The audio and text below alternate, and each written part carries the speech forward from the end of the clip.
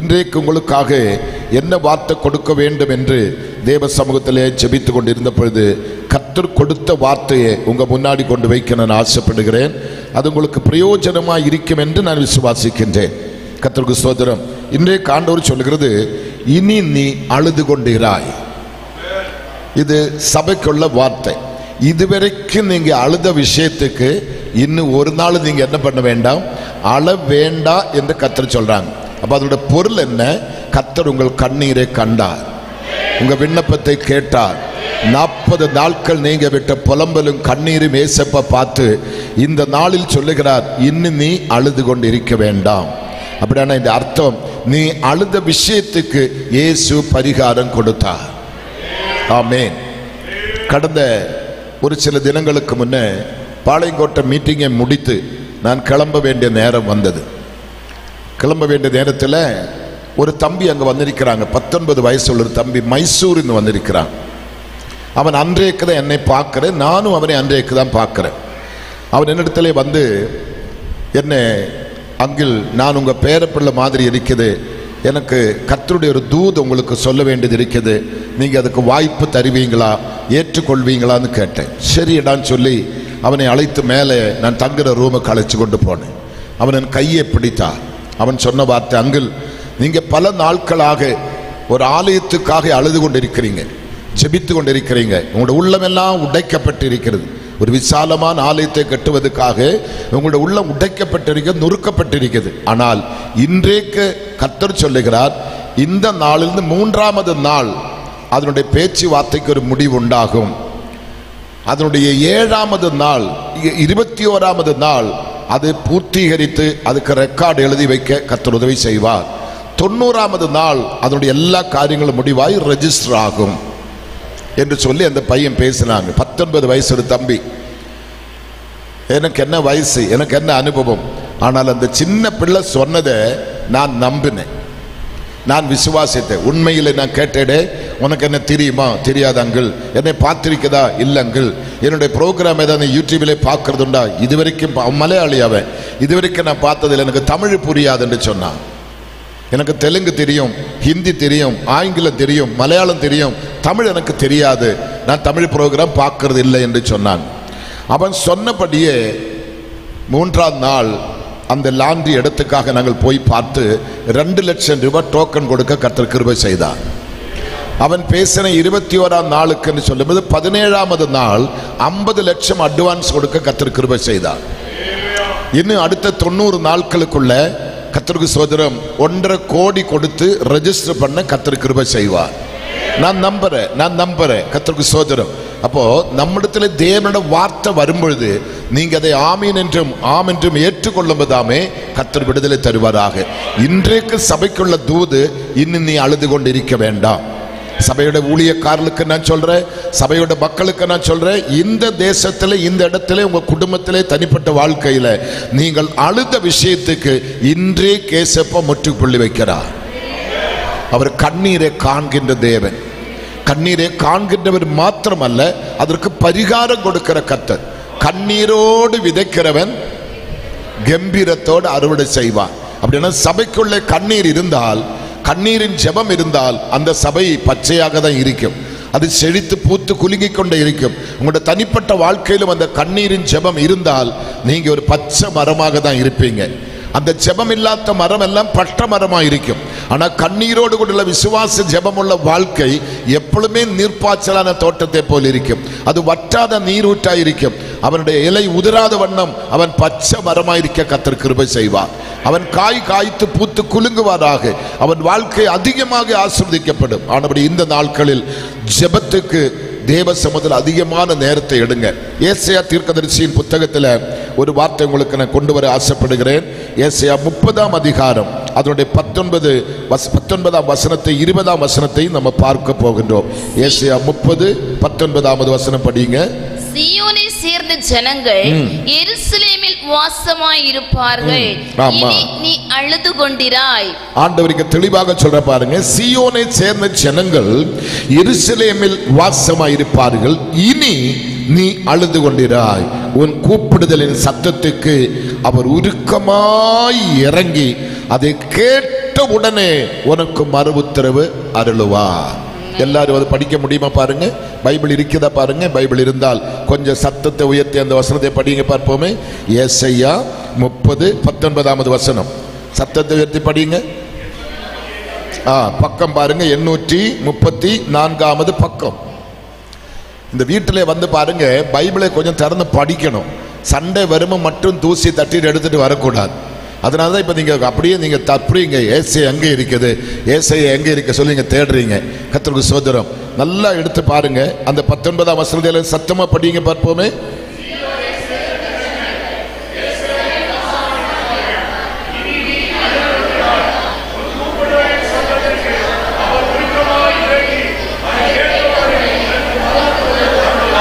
ஆமென்.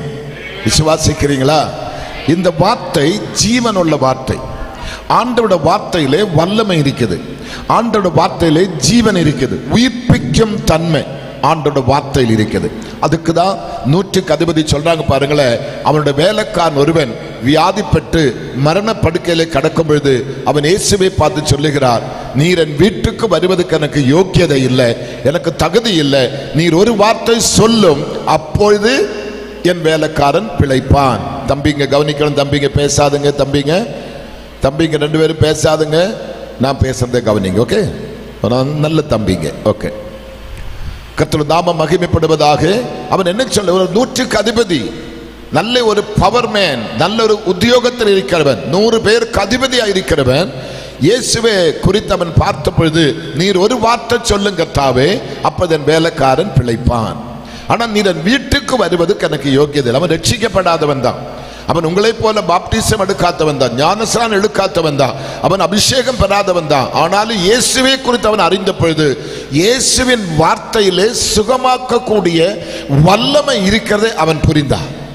நீர் ஒரு வார்த்தை சொன்னா போதும், 2 வார்த்தை தேவையில்லை, ஒரு வார்த்தை சொன்னா போதும், அப்பொழுது என் வேலைக்காரன் பிழைப்பான். ஆமென். அப்போ நீங்க அதை நம்பணும். நீங்க எடுத்து வாசிக்க வேண்டாம். யோவானுடைய சுவிசேஷம் 4ஆம் அதிகாரத்தில் ஒரு ராஜாவின் வேலைக்காரனை நீங்கள் பார்க்க, எடுத்து படிக்க வேண்டாம், வீட்டிலே படித்தால் போதும். யோவான் 4ஆம் அதிகாரத்தில் ஒரு ராஜாவுடைய வேலைக்காரனை, ஒரு அதிபதி, ஒரு நல்ல ஒரு வேலைக்காரன் நீங்க பார்க்க முடியும். அவனுக்கு ஏற்பட்ட சூழ்நிலை, அவனுடைய மகன் கொடிய வியாதி பெற்று மரண படுக்கைக்குள்ள வந்திருக்கிறார். ராஜா அவனுடைய அதிபதி, அவனுடைய வேலைக்காரன். அவனுக்கு எவ்வளவு பவர் இருக்கும் உங்களுக்கு தெரியுமா? இன்னைக்கு முக ஸ்டாலினை வைத்து சாதிக்க முடியாத ஒரு காரியம் முக ஸ்டாலினுடைய டிரைவரால சாதிக்க முடியும். அவன் வீட்டில் இருக்கிற சமையல்காரனால் அதை சாதிக்க முடியும். அவ்வளவு பவர் அவங்களுக்கு இருக்குது. ஆமீன் சொல்லுவோமா? அப்படியானா ராஜாவினுடைய அதிபதி அல்லது ராஜாவினுடைய வேலைக்காரன் எவ்வளவு பவர்ஃபுல் மேன். அவன் கூப்பிட்டால் டாக்டர்ஸ் லைனா வருவாங்க. எவனும் பணத்தை வாங்க மாட்டாங்க. தன் பிள்ளைகளை காப்பாத்துறதுக்கு எதுவும் செய்வான். ராஜாவே பணம் கொடுத்திருப்பாங்க, எப்படியாவது பிள்ளைகளை பிழைக்க வையடா.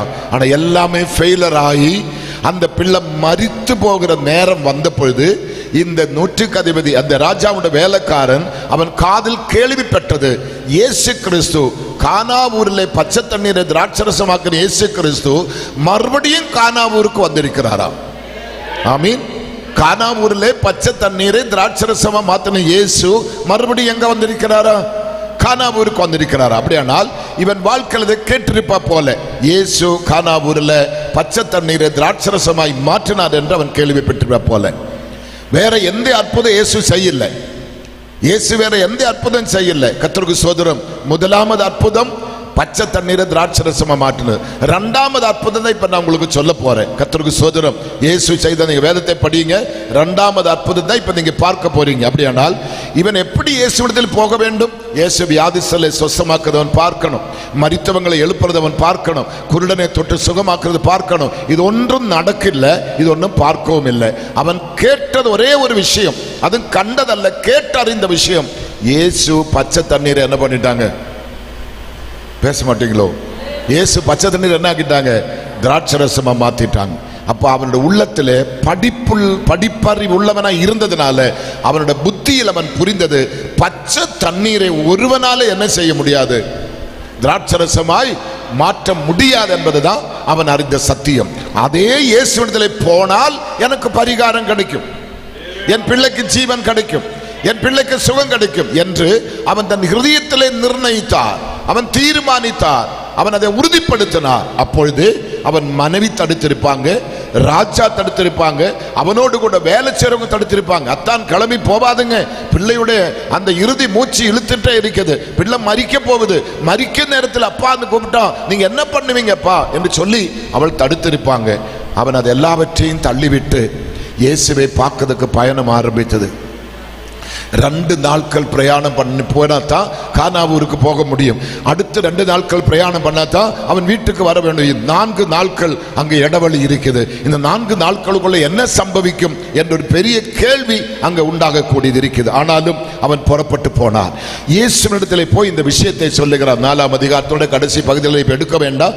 பார்க்கும் பொழுது இயேசுவினிடத்தில் இந்த விஷயத்தை போய் சொல்லும் பொழுது இயேசு சொன்ன வார்த்தை, நீங்கள் அற்புதங்களும் அடையாளங்களும் கண்டால் ஒழிய விசுவாசிக்க மாட்டீர்கள்.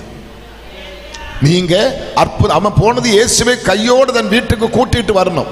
இயேசு தன் வீட்டுக்கு வரணும், பிள்ளை மேல் கை வைக்கணும். கானாவூர் கல்யாண வீட்டுக்கு வந்த இயேசு என்னோட வீட்டுக்கு வரணும், என் பிள்ளை மேல் கையை வைக்கணும், என் பிள்ளைக்கு சுகம் கிடைக்கும், நம்பிக்கையோடு போனார். ஆனா இயேசு சொல்றாங்க, நீங்கள் அற்புதங்களும் அடையாளங்களும் கண்டால் ஒழிய நீங்க என்ன பண்ண மாட்டீங்க, விசுவாசிக்க. உடனே அவன் சொன்ன வார்த்தை, ஆண்டவரே என் மகன் மரிக்கிறதுக்கு முன்னே நீர் வரணும்.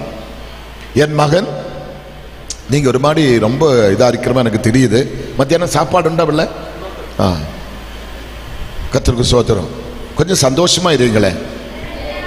ஏதோ மரண வீட்டில் இருக்கிற மாதிரி ஆராதனை இருக்கக்கூடாது. கொஞ்சம் ஹாப்பியா எல்லாம் மறந்துடுங்க, எல்லாத்தையும் மறந்து ஃப்ரீடமா இருக்கணும்.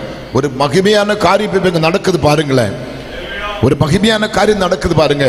இயேசு இந்த வார்த்தை சொல்லி அவனை நோகடித்தார், அவன் உள்ளத்தை காயப்படுத்தினார். அவன் விசுவாசம் எரிந்து விட்டு கொழுந்து எரிந்து கொண்டிருக்கும் இயேசுவை தண்ணீர் ஊற்றி அணைத்து விடுகிறது போல இருந்தது அந்த வார்த்தை. ஆனாலும் அவன் விட்டு கொடுக்காம அவன் இயேசுவிடத்தில் சொன்னது, என் பிள்ளை மரிக்கிறதுக்கு முன்னே என் வீட்டுக்கு வாரும். உடனே இயேசு சொன்ன வார்த்தை, நீ போகலாம், உன் பிள்ளை பிழைத்திருக்கிறார். ஆமென். நீ போகலாம், உன் பிள்ளை பிழைத்திருக்கிறார். நீங்க பாருங்க, நல்ல புரிஞ்சுக்கணும் நான் சொல்றத. இவன் எதுக்காக போயிருக்கிறாங்க? இயேசுவை கையோடு வீட்டுக்கு அழைச்சு கொண்டு வரணும். இயேசு பிள்ளைக்காக பிரேயர் பண்ணல, இயேசு அவன் கூட புறப்பட்டு போகல. 100க்கு அதிபதி சொன்ன உடனே சொன்னேன், நான் உன் வீட்டுக்கு வரேன், அவனை சொஸ்தமாக்குறேன்னு சொல்றான். அவன் சொல்ல வீட்டுக்கு வர வேண்டாம், இவன் என்ன சொல்ற, வீட்டுக்கு வாங்க. பாருங்க எவ்வளவு வித்தியாசம். அவன் வீட்டுக்கு கூப்பிடுறது இல்ல, வர வேண்டாம் சொல்றான், இயேசு வரேன்னு சொல்றான். இவன் வீட்டுக்கு கூப்பிடுறாங்க, இயேசு வீட்டுக்கு போவில்லை. நீ போ, உன் பிள்ளை சுகமாயிட்டு. அந்த மனுஷன் என்ன செய்த தெரியுமா? இயேசு சொன்ன வார்த்தை நம்பி போனார் என்று பைபிள் எழுதியிருக்குது. எதை நம்பி போனாங்க? அப்ப நான் இப்ப பேசுறது ஆண்டவருடைய வார்த்தை தான். இதை நம்பி நீங்க போனா உங்களுக்கு விடுதலை தான். இயேசுதான் சொல்ற, இனி நீ அழ வேண்டாம். இதுவரைக்கும் அழுத விஷயத்துக்கு நீ என்ன பண்ண வேண்டாம், அழ வேண்டாம். இவன் இப்ப எதுக்காக அழுது கொண்டிருக்கிறார்? தன் பிள்ளையோட உயிருக்காக. தன் பிள்ளையோட உயிரை மடிப்பிச்ச கேட்டு அவன் கதறிக்கொண்டிருக்கிறார். மடிப்பிச்ச கேட்டு அங்க புலம்பிக் கொண்ட பணம், படிப்பு, மருந்து, மெடிக்கல் எல்லாம் கைவிட்டது. அவனோட பலன் எல்லாம் தோய்ந்து போனது. கடைசியாக தான் இந்த காரியத்துக்கு அவன் ஓடி போனார். வேதம் சொல்லுகிறது, இயேசு சொன்ன வார்த்தை நம்பி அவன் புறப்பட்டு போனார். இவன் போகையில பாதி தூரம், ஒரு நாள் பயணம் முடித்து பாதி தூரம் போகும்போது அவனுடைய வேலைக்கார் அவனை எதிர்கொண்டு வருகிறார் என்று அங்கு எழுதி இருக்குது. வேலைக்கார் வந்து சொல்றான், உன் மகன் சொஸ்தமாயிட்டு. உடனே இவன் கேட்கிறாங்க, இது யாருமே கேட்காத ஒரு காரியம். இவன் கேட்கிறான், பிள்ளைக்கு எப்ப சுகம் கிடைத்தது? நேற்று மாலை 7ஆம் மணி நேரத்திலே பிள்ளைக்கு ஜுரம் மாறி பிள்ளை சுகமாயிட்டு. உடனே அவனுடைய பாக்கெட் டைரி எடுத்து பார்த்தவன் சொல்றான், ஐயோ இது தேவன் என்னோடு பேசின அதே நேரம் தானே. ஆமீன் சொல்லுவோமா? கவனிக்கிறீங்களா? நேற்று மாலை 7ஆம் மணி நேரத்தில் அவனோட விசுவாசம் பாருங்களேன். இயேசு சொன்ன, நீ போ, உன் பிள்ளை சொஸ்தமாயிருக்குது, சுகமாயிருக்குது என்று சொன்னதை அவன் நோட் பண்ணி வச்சுட்டான், எழுதி வச்சுட்டான். எழுதி வச்சு பார்க்கிற அந்த இயேசு சொன்ன அதே 7ஆம் மணி நேரத்தில் பிள்ளை சுகமாயிட்டு. மரித்த பணத்தை வீட்டில் போய் பார்க்கல. அவன் வீட்டுக்கு போகும் டாடின்னு ஓடி வந்து பிள்ளை கழுத்திலே கெட்டிப்பிடிக்கிற நிலைமையில் கர்த்தர் அற்புதத்தை செய்தார். அப்படியானா இதுவரைக்கும் விடுதலை கிடைக்காத நீங்கள் இந்த ஆலயத்தை முடித்து ஆராதனை முடித்து போற வழியிலே உங்களுக்கு நல்ல ரிசல்ட் வரப்போகுது, நல்ல செய்தி உங்களுக்கு வரப்போகுது. ஆனா யாருக்கு கிடைக்கும்? அவருடைய வார்த்தை நம்பி போறவனுக்கு தான் கிடைக்கும். அவருடைய வார்த்தை மேல் அசைக்க முடியாத நம்பிக்கை வேணும். அந்த 19 வயசுள்ள பிள்ளை இந்த 70 வயசுள்ள என்னிடத்திலே பேசினது. அவனுக்கு என்ன தெரியும் ஊழியம்? அவன் என்ன ஊழியத்தை பார்த்தார்? நான் 40-41 வருஷமா தொடர்ந்து இந்த ஊழியத்தை செய்கிறேன், எவ்வளவு வேதத்தை படிக்கிறேன், எவ்வளவு மக்களை போதிக்கிறேன், எத்தனை சபைகள் ஸ்தாபிக்கிற, எவ்வளவு பெரிய ஊழியக்காரனா இருக்கிற எனக்கு அந்த சின்ன பொடியன் வந்து சொன்ன வார்த்தையை நான் சின்னவன் என்று பார்க்காம அவனை பெரியவனாக பார்த்து, பெரியவர் சொன்ன மாதிரி அந்த வார்த்தை எடுத்து நான் நம்புறதுனால கர்த்தர் எனக்கு அற்புதம் செய்தார். அதே போல இந்த 3 நாட்கள் நான் பேசுகிற வார்த்தை தான் உங்களுக்கு சுகம் கொடுக்கும். பைபிள் சொல்றது, என் வார்த்தைகளை அனுப்பி, என் வசனத்தை அனுப்பி நான் உன்னை குணமாக்குவேன். இங்க வந்திருக்கிற அந்த பிள்ளை, அவள் செம்பியோடு ஏஜி சபைக்கு தான் போயிட்டு இருந்தாங்க. செம்பியோடு ஏஜி சபை, அவங்களுடைய அக்கா, அவங்க மாமா, பிள்ளைங்க எல்லாம் வந்திருக்கிற. இப்ப பாருங்க, கர்த்தருக்கு ஸ்தோத்திரம். அவங்க இங்க பக்கத்துல உதச்சி கோட்டை என்ற இடத்துல ஒரு வைராக்கியமான ஹிந்து குடும்பம். அப்பா அம்மாவுக்கு 9 பிள்ளைங்க, 9 பிள்ளைங்க, வைராக்கியமான ஹிந்து குடும்பம். அவங்க அப்பா தான் தெய்வங்கள் எல்லாம் ஜோடிப்பாங்க. அப்ப இந்த பிள்ளை தான் போய் அப்பாவுக்கு எடிபிடி வேலை, தெய்வத்துக்கு ட்ரெஸ் மாத்ததுக்கும் அதுக்கு அலங்கரிக்கிறதுக்கெல்லாம் இந்த பிள்ளை தான் போய் பணிபட செய்வான். இவ எப்படியோ அவட சித்தியோட ஹஸ்பண்ட் மரித்து போனதுனால அந்த வீட்டுக்குள்ள சின்ன வயசுல கொண்டு போயிட்டான். சித்தி ஒரு சிஎஸ்ஐ சபைக்கு போறா போல, அப்புறம் ஆவிக்குரிய சபைக்கு போறா போல, எப்படியோ அந்த சித்தியை பார்த்து பழகி இவளை இயேசுவை ஏத்துட்டாங்க. இவளை இயேசுவை ஏற்றுக்கொண்ட உடனே இந்த குடும்பத்தில் எல்லாருமே இவளுக்கு எதிரியா மாறினது. குடும்பத்தில் எல்லாரும் இவளை தண்ணி தெளிச்சு விட்ட ஆரம்பித்தது. அப்படி இருக்கும்போதுதான் அவளுக்கு இந்த கேன்சர் வியாதி தன்னோட பிரஸ்டில் வந்தது. அந்த வியாதி வந்த பொழுது எல்லாரும் சொன்னாங்க, நீ நம்ம தெய்வத்தை விட்டு போனதுனால தான் உனக்கு இந்த நிலைமை வந்தது, நீ மறுபடியும் திரும்பி வந்தா அந்த தெய்வம், நம்ம தெய்வம் உன்னை மன்னிப்பாங்க சொல்லி எத்தனையோ முயற்சி எடுத்தோம். அவள் மரித்தாலும் இயேசுவுக்காக மரிப்பேன் தீர்மானம் எடுத்துட்டான். நான் எடுத்த தீர்மானத்தோடு திரும்பி போக மாட்டேன். இருக்கிற ஒரு உயிர் தான், பிள்ளைகள் பாடுனது போல ஒரே ஒரு வாழ்க்கை தான், ஒரே ஒரு உயிர் தான். அது யாருக்காக? இயேசுவுக்காக என்று சொல்லி தன்னை மரிப்பதுக்காக ஒப்பு கொடுத்தா. 3 வருஷம் 7 மாசம் அந்த பிரஸ்ட் அழுகி உருகி அங்க 2-3 பேடுகள் வைப்பா அந்த ஹோல்ஸ்ல. அரை மணி நேரம் அந்த பேடு மாத்தணும். ரத்தமும் சீழுமா கொட்டுது, எலும்பு தோலுமா மாறிவிட்டது. இவளை எங்க புதைக்கலாம், எங்க அடக்கம் செய்யலாம், எல்லா காரியங்களையும் ஏற்பாடு பண்ணி இருக்கிற நேரத்தில் தான் நான் இந்த கன்னியாகுமரியில ஊரன்பு என்ற இடத்துல 21 நாள் கன்வென்ஷனுக்கு நான் என் மனைவி வந்திருக்கிறேன். அந்த கன்வென்ஷன் கூட்டத்திலே முதல் நாள் நான் பேசுற 40 அதிகம் பேர்கள் ஸ்டேஜுக்கு ஓடி வராங்க. எனக்கு இப்படிப்பட்ட வியாதி, எல்லாரும் சுகமாய் ஓடி வராங்க. 2ஆம் நாள் அதே போல மேடை நிரம்பி ஆட்கள் நிற்கிறாங்க. எனக்கு இந்த வியாதி எல்லாம் தீராத கொடிய வியாதிகள், எல்லாருக்கும் சுகம். இந்த பிள்ளைக்கு சுகம் கிடைக்கல. யாருமே இந்த பிள்ளையோட விஷயத்தை எங்ககிட்ட சொல்லல, என் மனைவி கிட்ட சொல்லல, எனக்கிட்ட சொல்லல யாருமே. காரணம் இவளை மறிக்க போறோம், இவளோட சாப்டர் முடிஞ்சிச்சு, இவளுக்காக நீ யாரும் ஒன்றும் பண்ண முடியாது. கேன்சர், ஒரு பாடி அழுகி இருக்கிறோம், துர்நாற்றம் வீசுது, ரத்தமும் சீழுமா ஊத்துது, ஒன்றும் பண்ண முடியாது. அவருடைய தங்கச்சியோட பையங்க ஓடி விளையாடிட்டு இருக்கும் பொழுது அந்த பையனோட கை அந்த ஹோல்ஸுக்குள்ளே போய் மாட்டி திருப்பி கை எடுக்க முடியாது. அந்த கை எடுக்கும்போது அந்த சின்ன தோல் கலந்து வந்துடும், திருப்பி அந்த பிரஸ்ட் அங்கே இருக்காது, அந்த தோல் மட்டும்தான். அதுக்குள்ளே கை மாட்டணும்னா இவங்க எல்லாம் சகோதரிகள் எல்லாருமா சேர்ந்து எப்படியோ கஷ்டப்பட்டு அந்த கையை வெளியில் எடுத்து. அப்போ நீங்கள் சிந்தனை பண்ணி பாருங்க எவ்வளோ பெரிய ஹோல்ஸ் அங்கே இருந்திருக்கும். ஆனால் 3ஆவது நாள் செம்பியோட ஏஜி சபையில் பகல் நடக்கிற ஃபாஸ்டிங் ப்ரேயர் நான் செய்தி கொடுக்கிறேன். அப்போ நான் சொன்னேன், நேற்று 2 நாட்கள் நடக்காத அற்புதம் இன்னைக்கு நடக்க போகுது. டாக்டர்களால் கைவிடப்பட்ட, தெய்வங்களால் கைவிடப்பட்ட கேஸுகள் இருந்தால் என்னோட ரைட் சைட்லேயே கொண்டு உட்கார வைக்க சொன்னேன். அப்போ ஒரு பாஸ்டர் 2 பேரை கொண்டு உட்கார வச்சுட்டாங்க. அது கிட்னி ஃபெயிலர், ஹார்ட் ஃபெயிலர், 2மே சின்ன வயசு பெண்கள் தான், படித்த பெரிய மேதைகள் தான். அவங்களை கொண்டு உட்கார வச்சுட்டாங்க. இந்த பிள்ளை பின்னாடி இருக்குது, காரணம் உள்ள வர முடியாது. நிறைய கூட்டம், 600க்கு மேற்பட்ட ஜனம் அந்த கூட்டத்தில் உண்டு. ஸ்டேஜ் ஃபுல்லா ஊழியக்காரங்க உண்டு. நாட்டம் அடிக்கும், இவ அடிக்கடி இந்த ட்ரெஸ் சேஞ்ச் பண்ணணும், அதனால உள்ள வர முடியாம ஒரு மூலையில் உட்கார்ந்த போல. இவங்க சர்ச்சு பாஸ்டர் அம்மா போய், நீ வா கிரிஜா, கர்த்தர் உன்னை கூப்பிடுற, பாஸ்டர் உன்னை கூப்பிடான்னு சொல்லி அவளை கட்டாயப்படுத்தி கொண்டு வந்து முன்னாடி உட்கார வச்சுட்டேன். நான் பைபிளில் ஒரு வசனத்தை எடுத்து பிரசங்கம் பண்றேன். 119ஆம் சங்கீதம் 83வது வசனம். 110. நான் சொல்றது பாருங்க, தலைப்பு, இனி நீ அழுகிற விஷயத்துக்கு என்ன பண்ண வேண்டாம், நல்லா கவனிக்கணும். இதுவரைக்கும் அழுத விஷயத்துக்கு என்ன பண்ண வேண்டாம், அழ வேண்டாம். இதான் நம்முடைய செய்தியோட தலைப்பு, நல்லா கவனிக்கணும். இந்த பிள்ளை கொண்டு நாங்கள் உட்கார வைத்தது, நான் இந்த செய்தி கொடுக்க ஆரம்பித்தது. 119ஆம் சங்கீதம் 83ஆம் வசனத்தை எடுத்து 1.25 மணி நேரம் நான் பிரசங்கம் நடத்திட்டு இருக்கிறேன். நான் பிரசங்கம் ஆரம்பித்த பொழுது இந்த பிள்ளைக்கு ஒரிஜினல் ஆபரேஷன் ஸ்டார்ட் ஆச்சு. சிசரிங் சவுண்ட் அவளுக்கு தெரியுது. மயக்கம் கொடுக்காம அந்த பகுதியெல்லாம் அறுத்து அப்படியே பீஸ் பீஸா எடுக்கிறது அவளுக்கு உணருது. சரீரத்திலிருந்து ரத்தம் பாய ஆரம்பித்தது. உடுத்திருந்த வஸ்திரம் இருந்த இடமெல்லாம் ரத்தத்தால் நிரம்பினது. ரத்தம் பாயுது, உடம்பு ஸ்பிரிங் மாதிரி ஆடுது. என் மனைவி என்னை தட்டி, அப்பா பிரசங்கம் நிறுத்துங்க, அந்த பிள்ளைக்கு ஏதோ பயங்கரமான காரியம் போல ரத்தம் பாயுதுன்னு சொன்னான். அப்படிப்பட்ட சூழ்நிலையில மெசேஜ் முடித்து அந்த பாஸ்டர்மா இவட தொடையில கை வச்சு ஜெபம் பண்ற, ஆண்டவரே சர்ச்சுக்குள்ள மரிக்க கூடாது, சர்ச்சுக்குள்ள மரிக்க கூடாது, ஆராதனை முடித்த பிற்பாடு வீட்டுக்கு போன பிற்பாடு தான் மரிக்கணும். கவனிக்கிறீங்களா நான் சொல்றது? சர்ச்சுக்குள்ள மரிக்க கூடாது. அப்படின்னா மரணத்தினோட விளிம்பில், மரணத்தினோட முனையில், மரண வாசலில் பிள்ளை வந்து நிற்கிறாங்க. மரிக்கிறதுக்கு ஏதான நொடி நேரங்கள் மட்டும்தான். ஆராதனையிலே மரிக்க போகுது, ஆராதனையில் மரிக்க கூடாது, வீட்டிலே போய் தான் மரிக்கணும் என்றுதான் அந்த அம்மாவோட ஜெபம். ஆனால் மெசேஜ் முடித்த ஆட்களை எல்லாரும் எழுப்பி நிறுத்தும்போ இவளையும் 2 பேர் தூக்கி எழுப்பி நிறுத்தினான். உடனே எழும்பி நின்று ஒரு ஸ்பிரிங் மாதிரி ஆடுது. ஆடும்போ இவ கண்ட காட்சி, கொல்கோதாவில் இயேசு கிறிஸ்து இரு கள்ளர்கள் நடுவில் இறுதியாக துடிக்கிற துடிப்பை இவ பார்க்கிறான். ஜீவன் போகுது இயேசுவுக்கு. அந்த பாடை இவ பார்த்துட்டாங்க, அந்த காயங்களை பார்த்துட்டாங்க, அந்த ரத்தம் பீறுகிறதை இவளை பார்த்துட்டு இவளை கேட்ட, ஆண்டவரே இது எனக்காகத்தானா? இந்த பிள்ளை அந்த மீட்டிங் 3 நாட்கள் எதுக்கு வந்து தெரியுமா? சுகத்துக்காக வரல. அவள் வந்தது என்னோட வாழ்க்கையில் ஏதாவது ஒரு பாவம் இருந்தால் கர்த்தர் என்னை மன்னிக்கட்டும், நான் இன்னைக்கு மரிக்க போறேன், நான் மரிக்க போறேன், மரித்து நான் பரலோகம் போக வேண்டும், இதுக்காக தான் அவள் வந்தது.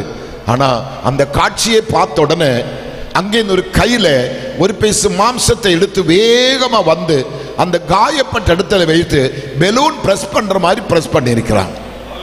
பிரஸ் பண்ணும்போது ஆக்சுவலா அந்த பேடெல்லாம் கீழே விழணும், அது 3மே வந்து மேல நிக்குது. அந்த பேடுகள் பார்த்தா ஜவ்வு, மாம்சம், தோல், ரத்தம் எல்லாம் ஒரு மாம்ச பீஸ் மாதிரி அந்த பேடுகள் இருக்குது. அதை எடுத்து மாற்றி போட்டு பார்த்தா கோழி தோல் உரிச்ச மாதிரி அந்த பிரஸ்டிலே மாம்சம் இருக்குது, தோல் இல்லை, நரம்பு இல்லை. இதை பார்த்து எல்லாரும் பயந்துட்டாங்க. இது என்ன சம்பவம், இது என்ன அற்புதம்? அடுத்த சில நொடி நேரத்துக்குள்ள அங்க தோலும் நரம்பும் வந்து ஒரிஜினல் பிரஸ்டே கர்த்தர் உருவாக்கி கொடுக்கிறாங்க. ஆமென். இன்னைக்கு 11 வருஷமா கேன்சர் இல்லாம உயிரோடு இருக்கிறாங்க. 11 வருஷம் கேன்சர் கிடையாது. அது மாத்திரமல்ல, அந்த குடும்பங்கள் முழுவதும் ரட்சிக்கப்பட்டு எல்லாருக்கும் நானே ஞானசானம் கொடுக்க கர்த்தர் கிருபை செய்தார். ஆமீன். எத்தனை பேர் சந்தோஷமா இருக்கிறீங்க? இந்த ஃபேமிலி முழுவதும் ரட்சிக்கப்பட்டு எல்லாருக்கும் அற்புதம், எல்லாருக்கும் அற்புதம், எல்லா குடும்பத்திலும் அற்புதம். கல்லு மண்ணும் தெய்வம் என்று சொல்லி தெய்வங்களை பணிவிட செய்து தெய்வங்களை ஜோடித்திருந்த அந்த வைராக்கியமான குடும்பத்தில் இந்த ஒரு பிள்ளையால் இயேசு அற்புதத்தை செய்தார். ஆமீன். எத்தனை பேர் விசுவாசிக்கிறீங்க? அப்போ அன்று வரைக்கும் அழுது அந்த விஷயத்துக்கு இதுவரைக்கும் 11 வருஷம் அவள் அளவே இல்லை. இப்ப எதுக்காக அழுகிறா? என்னை போல அழுகி கிடக்கிற மக்களை காப்பாற்றும் ஆண்டவரே, என்னை போல துடிக்கிற மக்களை காப்பாற்றும் ஆண்டவரே, என்னை போல ஆறுமில்லாத மக்களை காப்பாற்றும் ஆண்டவரே. இதுதான் அவனுடைய அழுகை தவிர அந்த சாப்டருக்காக இதுவரைக்கும் அழுதது கிடையாது. நான் மறுபடியும் சொல்றேன், இதுவரைக்கும் அழுத விஷயத்துக்கு நீ என்ன பண்ண வேண்டாம். சொல்லுங்களேன். முதல்ல கொடுத்த சாட்சி நான் கேட்டேன். தன் மகனும் புருஷன் இந்த கூட்டத்துக்கு வர்றதுக்காக கண்ணீரோடு ஜெபித்தாரா? கர்த்தர் அந்த ஜெபத்தை கேட்டாரா? இந்த கூட்டத்துக்கு கணவனும் மகனும் வந்தாரா? ஆமென். அப்படி ஒவ்வொருத்தரோட சாட்சி நான் கேட்டேன். கொஞ்சம் கொஞ்சமா தான் புரியுது, ஆனா கேட்டேன் நான். அப்படியானா இன்னும் அந்த விஷயத்துக்கு நீ என்ன பண்ண வேண்டாம், அழ வேண்டாம். இதுவரைக்கும் நீங்க அழுத விஷயத்துக்கு என்ன பண்ண வேண்டாம், அழ வேண்டாம்.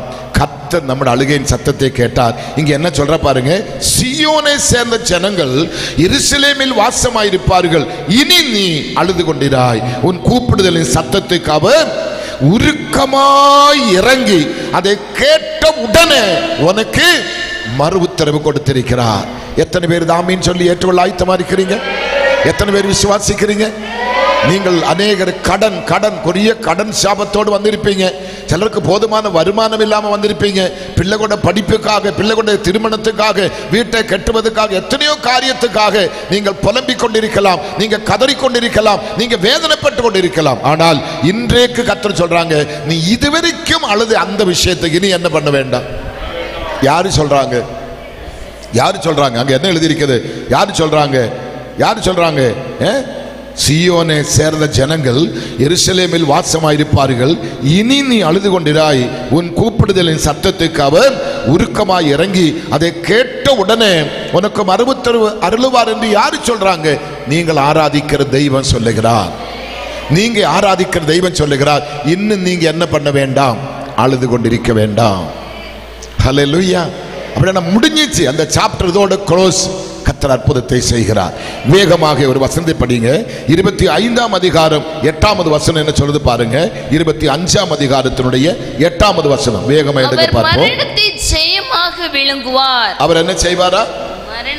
மரணத்தை நல்ல பாருங்களேன், அவர் மரணத்தை ஜெயமாக விழுங்குவார். கர்த்தராகிய தேவன் எல்லா முகங்களிலிருந்து கண்ணீரை துடைத்து தமது ஜனத்தின் நிந்தையை பூமியில் இராதபடிக்கு முற்றிலும் நீக்கி விடுவார். கர்த்தரே இதை சொன்னார். யாரு சொன்னாங்க? எவ்வளவு தெளிவா சொல்லி பாருங்க. அவர் மரணத்தை ஜெயமாக விழுங்குவார். மரணத்தை ஜெயமாக, இயேசு மரிக்கிறதுக்கு முன்னே எரேமியா எழுதி வச்சிருக்கிறாங்க. இயேசு மரணத்தை என்ன செய்வாரா? ஜெயமாக விழுங்குவார்னு சொல்லி சொல்ற பாருங்களேன். கர்த்தராகிய தேவன் எல்லா முகங்களிலும் இருந்து, இங்க வந்திருக்கிற அத்தனை முகங்களிலும் இருந்து, அழுகிற அத்தனை முகங்களிலிருந்தும் அவர் என்ன செய்வாராம்? கர்த்தராகிய தேவன் எல்லா முகங்களிலும் இருந்து கண்ணீரை துடைத்து, கண்ணீரை துடைத்து. ஒரு கரம் இங்கே அசைவாடி கொண்டிருக்கிறது. உங்களால் உணர முடியுமா? உங்களால் உணர முடியுமா? நீங்க எப்படியாக இந்த மீட்டிங்கை முடிந்தா போது, சாப்பிட்டு போது, காசு அடிக்கும்போது எனக்கு தெரியுது. கர்த்தருக்கு சோதரம். உங்களுடைய சூழ்நிலை எல்லாம் பார்த்தா எனக்கு அப்படிதான் தெரியுது. ரொம்ப பரிதாபமா தான் இருக்கிறீங்க. கர்த்தருக்கு சோதரம். இங்கே பாருங்க, கர்த்தராகிய தேவன் எல்லா முகங்களிலிருந்து கண்ணீரை துடைத்து. இது கேட்கும் உங்களுக்கு எப்படி இருக்கணும்? அங்க சொல்ற துடைத்து தம்மது ஜனத்தின் நிந்தையை, எல்லாருக்கும் இல்லைங்க, தம்மது ஜனத்தின் நிந்தையை பூமியில் இராதபடிக்கு முற்றிலும் நீக்கி விடுவார். கர்த்தரே இதை சொன்னார். ஹல்லேலூயா. அவர் வாக்கு மாறுவாரா? நான் உங்களை கேட்கிறேன், ஏசப்பா வாக்கு மாறுவாரா? பாட்டுக்காரன் தம்பி, ஏசப்பா வாக்கு மாறுவாரா? பாஸ்டர் அம்மா, ஏசப்பா உன்னை அம்மான்னு கூப்பிடுறேன், ஏசப்பா உன்னை அம்மா நான் கூப்பிடுறேன். இப்போ ஏசப்பா வாக்கு மாறுவாரா? நீங்க எல்லாம் என்ன சொல்றீங்க? ஏசப்பா வாக்கு மாற மாட்டேன். உண்மைதானா? நான் ஒருத்தனதுக்கு ஆப்போசிட்டா நிற்கிறேன். அவர் வாக்கு மாறும். ஏசப்பா வாக்கு மாறும். அப்படி ஏதாவது பைபிள்ல உண்டா? எடுத்து பாருங்க. எடுக்க வேண்டாம். எசேக்கியேல் ராஜாவுடைய சரித்திரத்தை பார்க்கும் பொழுது அவர் ஏசியா தீர்க்கதரிசியை வீட்டுக்கு அனுப்புறா. நீ உன் குடும்ப காரியத்தை ஒழுங்குபடுத்து, நீ 3 நாட்களுக்குள்ள என்னாகும்? நீ சாக போற, மரித்து போய் விடுவார். குடும்ப காரியத்தில் ஒழுங்குபடுத்த சொல்லும் பொழுது அவர் என்ன செய்தாங்க? உடனே பிள்ளைகளை பொண்டாட்டி எல்லாம் கூப்பிட்டு, அடுத்த ஆட்களை ராஜாவாக நியமிக்க அவங்களை கூப்பிட்டு, ஐயோ நான் சாக போறடா, கடவுளை சொன்ன புலம்பவே இல்லை. அவன் சிவருக்கு நேராக தன் முகத்தை திருப்பி, ஆண்டவரே நான் உமக்கு முன்பாக உண்மையும் உத்தமமாய் வாழ்ந்ததே கொஞ்சம் நினைவு கூறும் என்று அழுதார். என்னோட மீட்டிங்கில் யாருமே பேசக்கூடாது, யாருமே எழும்பி நடக்கக்கூட, எனக்கு அது பிடிக்கவே பிடிக்காது. அது எனக்கு ரொம்ப பிடிக்காதுக்கான கஷ்டப்பட்டு தான் பேசிட்டு, நாக்கெல்லாம் புண்ணு, பேச முடியல. உயிரை அடி வயிற்றின்னு எடுத்து தான் உங்கள்கிட்ட நான் பேசிட்டு இருக்கேன். உங்கள் நன்மைக்காக தான் நான் வந்திருக்கிறேன். ஆமீன். இந்த மாதிரி சின்ன கூட்டத்துக்கெல்லாம் வருது சரித்திரமே கிடையாது. உங்கள் நன்மைக்காக தான் நான் வந்திருக்கிறேன். கர்த்தர் தான் என்னை கொண்டு வந்திருக்கிறாங்க. இதே நீ அலட்சியமா தள்ளி நீ கதை பேசிட்டு உட்கார்ந்துட்டு இருந்தா உனக்கு தான் கொடிய வேதனை சாபமும் வரப்போகுது. ஆண்டவர் உன்னோடு தான் பேசிக் கொண்டிருக்கிறார். நீ அதை கவனிக்க வேண்டும். வேதம் சொல்லுகிறது, கர்த்தருடைய ஆவியானவர் பேசுகிறதே காதுள்ளவன் கேட்க கடவான். கேட்கணும், கேட்கணும், விசுவாசிக்கணும், ஏற்றெடுத்து சொந்தமாக்கணும். இங்கே எசேக்கியேல் ராஜா என்ன செய்கிறார்? நான் உமக்கு முன்பாக உண்மையும் உத்தமமாக வாழ்ந்த நினைவு கூறும் என்று சொல்லி அவன் அழுத பொழுது ஏசாயா பாதி முற்றம் போயிருக்கிறார். ஆண்டவர் சொல்ற, ஏசாயா நீ திரும்பி போ, நீ திரும்பி போ, அவனோடு போய் பேசு. அவன் கண்ணீரை நான் கண்டேன், அவன் விண்ணப்பத்தை கேட்டேன். விசுவாசிக்கிறீங்களா? அவன் கண்ணீரை கண்டேன், அவன் விண்ணப்பத்தை கேட்டேன். இதோ அவனுக்கு நான் 15 வருஷம் அட்வான்ஸா கொடுக்க போறேன், போனஸா கொடுக்க போறேன். எத்தனை பேர் விசுவாசிக்கிறீங்க? இங்க வாக்கு மாறினாரா? வாக்கு மாறினாரா? பாட்டுக்காரன் பாஸ்டர் அம்மா, அம்மச்சி வாக்கு மாறினாரா? அவளை அம்மச்சின்னு கூட்டப்ப என்ன சந்தோஷம் பார்த்தீங்களா? கர்த்தருக்கு ஸ்தோத்திரம். ஏசப்பா வாக்கு மாறினாரா?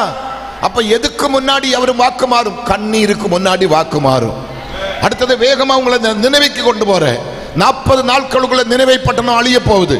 இதெல்லாம் படிக்கணும், வேதத்திலே படிக்கணும். 40 நாட்களுக்குள்ள நினைவே பட்டணம் அழிய போகுது. 3 நாட்கள் பயணம் பண்ணி யோனா அங்க பிரசங்கம் பண்ணணும். ஆனா ஒரே மெசேஜில் நினைவே பட்டணம் மனஸ்தாபப்பட்டு தேவ பாதத்தில் ரெட்டுடுத்து சாம்பலை படுக்க ஆரம்பித்தது.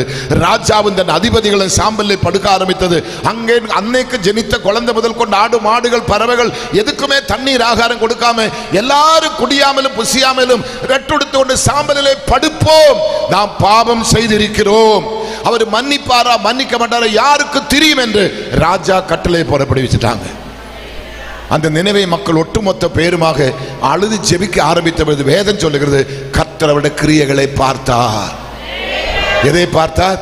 இங்கே கர்த்தர் கண்ணீரையும் விண்ணப்பத்தையும் பார்த்தார். இங்கே கர்த்தர் அவங்க கிரியைகளை பார்த்தார். இங்க இருக்கிற உங்களுக்கு நான் சொல்றேன், உங்களுடைய கிரியைகளின் படிதான் கர்த்தர் அற்புதத்தை செய்வார்.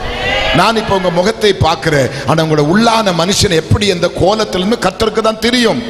ஆனபடி கர்த்தர் சொல்ற பாருங்களேன், அவருடைய கிரியைகளை பார்த்து அழிப்பேன் என்று சொன்ன நினைவையை கர்த்தர் இதுவரைக்கும் என்ன பண்ணல, அழிக்கவே இல்லை.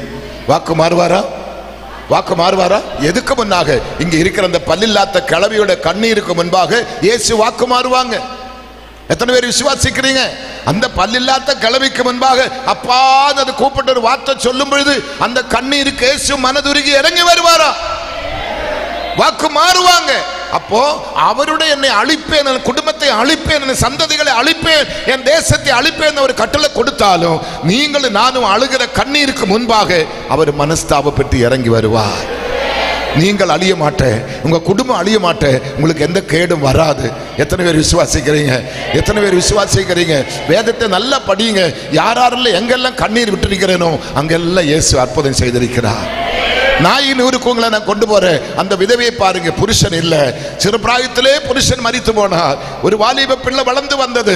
போதும், புருஷன் இல்லாவிட்டாலும் பரவாயில்லை, அவன் கை வளருதா கால் வளருதான் சொல்லி அவனை தேற்றி ஆற்றி ஊட்டி அவனை வளர்த்தி வந்தது. அவன் வாலிப பருவம் அடைந்த பொழுது அந்த அம்மாவுடைய கற்பனைகள் எல்லாம் கோட்டை விட்டது, அவருடைய நம்பிக்கை எல்லாம் அற்று போனது. இப்ப பிள்ளையை பாடையில வைத்து சுமந்து கொண்டு சுடுகாட்டுக்கு போய் கொண்டிருக்கிறார்.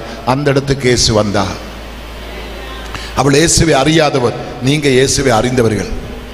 அவள் இயேசுவை ருசிக்காதவர், நீங்க இயேசுவை ருசித்தவர்கள். அவளுக்கு உங்களுக்கு எவ்வளவு வித்தியாசம் இருக்கணும் பாருங்க. அந்த திரள் கூட்டம் மக்கள் மத்தியில அநேகர் அழுது கொண்டு வந்து கொண்டிருக்க கூட்டத்தின் மத்தியில குறிப்பாக அந்த ஒரு பெண்ணை பார்த்து சொல்ற, ஸ்திரியே நீ அழாத, ஸ்திரியே நீ அழாத, ஆமீன் என்று சொல்லி அவர் பாடையை தொட்டாரா? பாடையை சுமக்கிறவன் நின்றாரா? வாலிபனை எழுந்திரி சொன்னாரா? வாலிபன் எழுந்தி பேச தொடங்கினாரா? ஆமீன் சொல்லுங்களேன். வாலிபன் எழும்பி பேச தொடங்கினாரா? மகளே நீ அழாதன்னு சொல்லி அடுத்த நொடியில அழாம இருக்கிறது கொள்ள பரிகாரத்தை இயேசு கொடுக்கிறார். அப்படின்னா இன்னைக்கு காலையில் இந்த 3ஆம் நாள் கூட்டத்தினோட இறுதி நேரத்தை நான் உங்களுக்கு சொல்லுகிறேன், இயேசு சொன்ன வார்த்தையை நீங்க 100% விசுவாசிக்கிறது உண்டானால் இந்த நேரமே நீ அழுத விஷயத்துக்கு அவர் பரிகாரத்தை உனக்கு கூடவே தருகிறார். ஆமென். நம்பலாமா? இது நடக்குமா? இது நடக்குமா? சொல்லுங்க, நடக்குமா? நடக்குமா? இந்த அற்புதம் நடக்குமா? விசுவாசிக்கிறீங்களா? இந்த அற்புதம் நடக்குமா? சொல்லுங்களேன். இன்னைக்கு நடக்குமா? நடக்கும், நிச்சயமா நடக்கும். இதுவரைக்கும் நீ அழுததுக்காக இன்னும் என்ன பண்ண வேண்டாம், அழ வேண்டாம் என்று நான் சொல்லல. யாரு சொல்றாங்க? ஆண்டவர் சொல்றாங்க. அந்த வார்த்தை பாருங்க, 25ஆம் அதிகாரம் 8ஆம் வசனத்தில் பாருங்கள், அவர் மரணத்தை ஜெயமாக விளம்புவார். கர்த்தராகிய தேவன் எல்லா முகங்களிலும் இருந்து கண்ணீரை துடைத்து தமது ஜனத்தின் நிந்தையை பூமியில் இராதபடிக்கு முற்றிலும் நீக்கி விடுவார். கர்த்தரே இதை சொன்னார். கர்த்தரே இதை சொன்னார். ஆமென். வேகமா வாங்க, 60ஆம் அதிகாரத்தை எடுத்துக்கொள்ளுங்க. ஏசாயா 60ஆம் அதிகாரத்தை எடுங்க சீக்கிரமாக. 60ஆம் அதிகாரத்தினுடைய அது 1லிருந்து 20ஆம் வசனத்தை படிங்க பார்ப்போமே. 60ஆம் அதிகாரத்துல 20ஆம் வசனம். உன் சூரியன் இனி அஸ்தமிப்பதும் இல்லை. ஆண்டவர் சொல்றா பாருங்க, உங்களை பார்த்து, உன் சூரியன் இனி அஸ்தமிப்பதும் இல்லை, உன் சந்திரன் மறைவதும் இல்லை, உன் சந்திரன் மறைவதும் இல்லை, கர்த்தரே உனக்கு நித்திய வெளிச்சமாய் இருப்பார், உன் துக்க நாட்கள் முடிந்து போம். ஆண்டவர் என்ன சொல்றாங்க? சகோதரர்கள் கவனிக்கிறீங்களா? கவனிக்கிறீங்களா? என்ன நாட்கள் இப்ப முடிந்து போக போகுது? என்ன நாட்கள் முடிந்து போக போகுது? உன் துக்க நாட்கள் நீங்க ஏற்றுக்கொள்ளாவிட்டா நான் ஏற்றுக்கொள்றேன். நான் துக்கத்தோடு தான் இங்க நிக்கிறேன். என் அப்பா என்னை பார்த்து துக்க நாட்கள் முடிந்து போகும். ஆமென். இனி நீ அழுது கொண்டிருக்க தேவையில்லை. அந்த வார்த்தை மறுபடியும் பாருங்க, எவ்வளவு தெளிவா சொல்ல பாருங்க. உன் சூரியன் இனி அஸ்தமிப்பதில்லை, உன் சந்திரன் இனியும் மறைவதும் இல்லை. கர்த்தரே உனக்கு நித்திய வெளிச்சமாயிருப்பார். அடுத்தது, உன் துக்க நாட்கள் முடிந்து போகும். உன் ஜனங்கள் யாவரும் நீதிமான்களும் என்றென்றைக்கும் பூமியை சுதந்தரிக்கும் குடிகளும் நான் நட்ட கிளைகளும் நான் மகிமைப்படும்படி என் கரங்களின் கிரியைகளுமாயிருப்பார்கள். இது பாஸ்டர் கொள்ள தூது. உங்க சபையிலே மக்கள் எல்லாம் அப்படி மாறப்போகுது. எத்தனை பேர் விசுவாசிக்கிறீங்க? இந்த சபையிலே நாட்டப்பட்ட அத்தனை மக்களும் ஆண்டவருக்காக பூத்து குலுங்கி கனி கொடுக்கிற மக்களாய் மாறப்போகுது. ஆமென். கன்னியாகுமரி மாவட்டத்திலிருந்தும் அநேக குடும்பம் எங்க சபைக்கு வந்தது உண்டு. இன்னைக்கு உண்டாங்க எல்லாரும் சீரோயில் வந்தவங்க தான். ஊரு விட்டு ஓடி வந்தவங்க, கடனாளிகளுக்கு பதில் சொல்லாம வேலை இல்லாம ஊரு விட்டு ஓடி வந்த நிறைய குடும்பங்கள் இந்த மாவட்டத்துக்கு நாங்கள் வந்துட்டு உண்டு. அவங்க எல்லாம் எங்கள் சபையை குறித்து கேள்விப்பட்டு சபைக்கு வந்து ரட்சிக்கப்பட்டு ஞானஸ்தானம் எடுத்து சபையில் இருந்து ஊழியங்கள் செய்ய ஆரம்பித்தார். இன்னைக்கு அவங்க எல்லாருமே கோடீஸ்வரங்களாக இருக்கிறாங்க. எல்லாம் பூஜ்ஜியத்தில் வந்தவங்க தான், எல்லாருமே கோடீஸ்வரங்களாக இருக்கிறாங்க. என் சபைக்கு வந்த ஒருத்தருமே இன்னைக்கு தரித்திரரா இல்லை, ஒருத்தருமே தரித்திரரா இல்லை. கர்த்தருக்கு ஸ்தோத்திரம். சைக்கிள் ரிக்ஷா மிதிக்கிறவன் உண்டு எங்க சபையில, பஸ் ஸ்டாண்டிலே சுண்டல் விற்கிறவன் என் சபையில உண்டு. அவங்க எல்லாம் இன்னைக்கு ஐஸ்வர்யவான்களா இருக்கிறாங்க. ஏன்னு கேட்டா, நாங்கள் கொடுக்கிற அந்த வார்த்தையை அவர்கள் நம்புகிறதுனால, அவங்க ஏற்றுக்கொள்ளுகிறதுனால, அவங்க விசுவாசிக்கிறதுனால, அங்க உள்ள பிள்ளைகள் சொல்றது, அப்பா வாயின்னு ஒரு வார்த்தை வருமா, அப்பா வாயின்னு ஒரு வார்த்தை வருமா. கர்த்தருக்கு ஸ்தோத்திரம். அங்க சுற்றி இருக்கிற ஜனங்கள் எல்லாம் மற்ற தெய்வங்களை நம்புகிறவங்க எல்லாம் வந்து சொல்லுவாங்க, உங்க ஐயா கிட்ட சொல்லுங்க ஒரு மழை பெய்ய சொல்லுங்க, உங்க ஐயா கிட்ட சொல்லுங்க மழையை நிறுத்த சொல்லுங்க. அப்படியான புறஞ்சாதிகள் நம்புறாங்க, இந்த ஐயா சொன்ன அப்படி நடக்கும். ஆமென். அப்போ நம்முடைய சபையில் இருக்கிற நீங்கள் வெளியே புறப்பட்டு போகும் பொழுது உங்களை முன்னாடி பார்த்தவர்கள் பின்னாடி பார்க்கும் பொழுது உங்களுடைய செழிப்பை பார்க்கணும். நீங்க 0 பாயிண்ட் தான் சபைக்கு வந்திருப்பீங்க. உங்களுக்கு சொந்தமான வீடு இருந்திருக்காது, சமாதானம் இருந்திருக்காது, ரட்சிப்பு இருந்திருக்காது, சுகம் இருந்திருக்காது. இப்ப பார்த்தா நீங்க நல்ல வீடு கட்டி நல்ல சந்தோஷமா இருந்து பிள்ளைகள் எல்லாம் படித்து முன்னேற்றத்தில் வந்து குடும்பம் எல்லாம் நல்ல கட்டப்பட்டு நல்ல ஆரோக்கியமா இருக்கிறதை பார்க்கும் பொழுது உங்களை சூழ்ந்திருக்கிற 4 குடும்பம் இந்த சபைக்கு வருவாங்க. உங்களோட வளர்ச்சியை கண்டுதான் அவங்க வருவாங்க. எத்தனை பேர் விசுவாசிக்கிறீங்க? உங்களோட சந்தோஷத்தை கண்டுதான் அவங்க வருவாங்க. இந்த சபைக்கு போனால் விடுதலை கிடைக்கும், இந்த சபைக்கு போனால் எனக்கு அற்புதம் நடக்கும், இந்த சபைக்கு போனால் எனக்கு ஆரோக்கியம் உண்டாகும், என் விண்ணப்பங்களுக்கு எல்லாம் பதில் கிடைக்கும் என்று இந்த சபைக்கு மக்கள் வர வேண்டுமானால் நீங்கள் இருக்கிற இடத்திலே வாழ்ந்து காட்டணும். ஆமென். நீங்கள் இருக்கிற இடத்துல, நான் இங்கே வயலங்கரை என்ற இடத்துல ஒரு 4 நாட்கள் மீட்டிங் வந்திருந்தோம். அப்போ எனக்கு ஒரு தம்பி ஒரு வண்டி ஓட்டிட்டு இருந்தார், காரு. அந்த காரில் நான் பயணம் பண்ண முடியாது, அவ்வளோ மோசமான ஒரு வண்டி. அதில் தான் என்னை கூட்டிகிட்டு வருவாங்க. அவன் வீட்டில் தான் நான் தங்கினேன், நான் கேட்ட, தம்பி இந்த வண்டி யாருன்னு கேட்டேன். இது இரவெடுத்த வண்டி, எனக்கு வண்டி இல்லை, இரவெடுத்த வண்டின்னு சொன்னேன். அப்படியா? கூட்டம் முடித்து நான் வீட்டுக்கு வந்தேன். அவனை தனியாக என்னோட அறைக்கு கூப்பிட்டேன். அவன் வீடு தான், அறையில் கூட உட்கார சொல்லிட்டு சொன்னேன், அடுத்த 30ஆம் நாள் நான் இங்கே வருவேன். பக்கத்தில் அந்த இடத்துக்கு என்னடா பேர்? சூரியகோடு. 30ஆம் நாள் நான் சூரியகோடுக்கு வருவேன். அப்போ நீ சில்வர் கலர்ல வி டைப்ல ஒரு இனோவா வாங்குவேன் சொன்னேன். சில்வர் கலர்ல வி டைப் சொன்ன இருக்கல ஃபர்ஸ்ட் கிளாஸ் வி டைப்ல சில்வர் கலர் இனோவா வாங்குவேன். நான் வந்துதாடா வண்டி பிரதிஷ்டை பண்ணுவேன் சொன்னேன். அவன் உடனே சொன்னேன், அந்த இனோவா கார்ல ஒரு நட்டு ஒரு ஸ்க்ரூ வாங்குறதுக்கு எனக்கு வக்கு இல்லை பாஸ்டர், நீங்க சொல்றது 1% என்னால நம்ப முடியல பாஸ்டர்.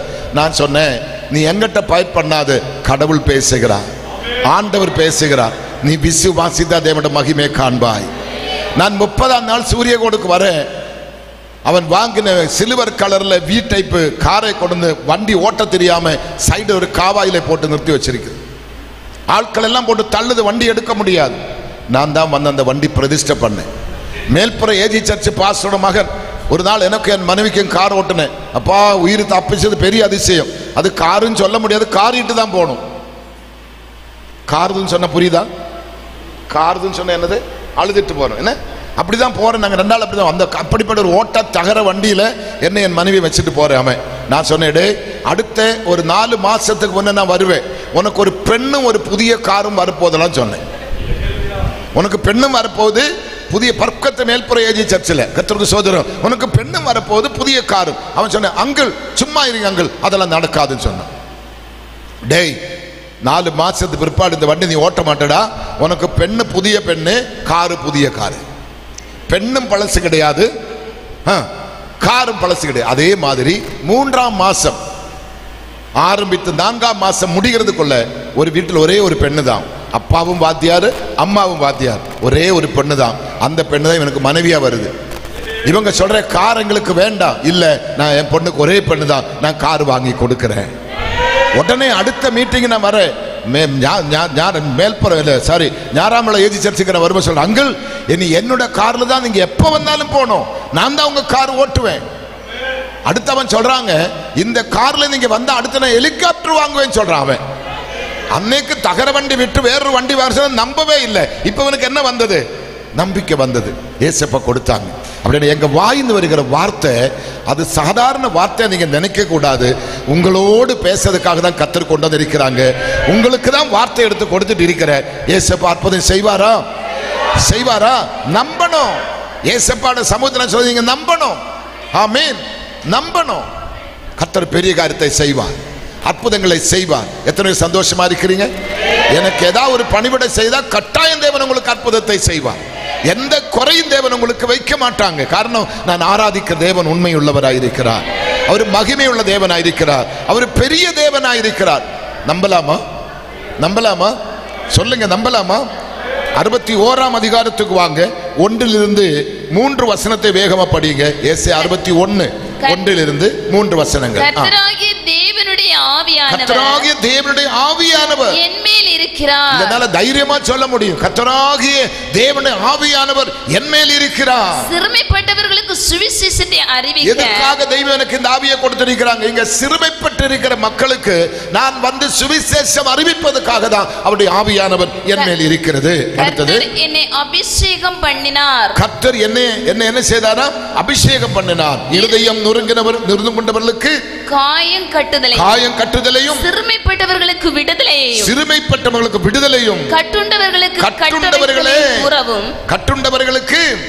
கட்டுகள் அவிழ்க்குதலையும் கூறவும் கர்த்தராகிய கர்த்தருடைய அனுக்கிரகம் வருஷத்தையும் நம்முடைய தேவன் நீதியை சரிகட்டும் நாளை கூறவும், துயரப்பட்ட அனைவருக்கும் ஆறுதல் செய்யவும், சீயோனிலே துயரப்பட்டவர்களுக்கு அவர்களுக்கு சாம்பலுக்கு பதிலாக சிங்காரத்தையும், துயரத்துக்கு பதிலாக ஆனந்த தைலத்தையும், ஒடுங்கின ஆவிக்கு பதிலாக துதியின் உடையும் கொடுக்கவும் அவர் என்னை அனுப்பினார். அவர்கள் கர்த்தர் தம்முடைய போதும் எதுக்கு என்ன கர்த்தர் அனுப்பி இருக்கிறாங்களா? இது நான் சொல்லல, இங்கதான் இருக்கிறீங்களா எல்லாரும்?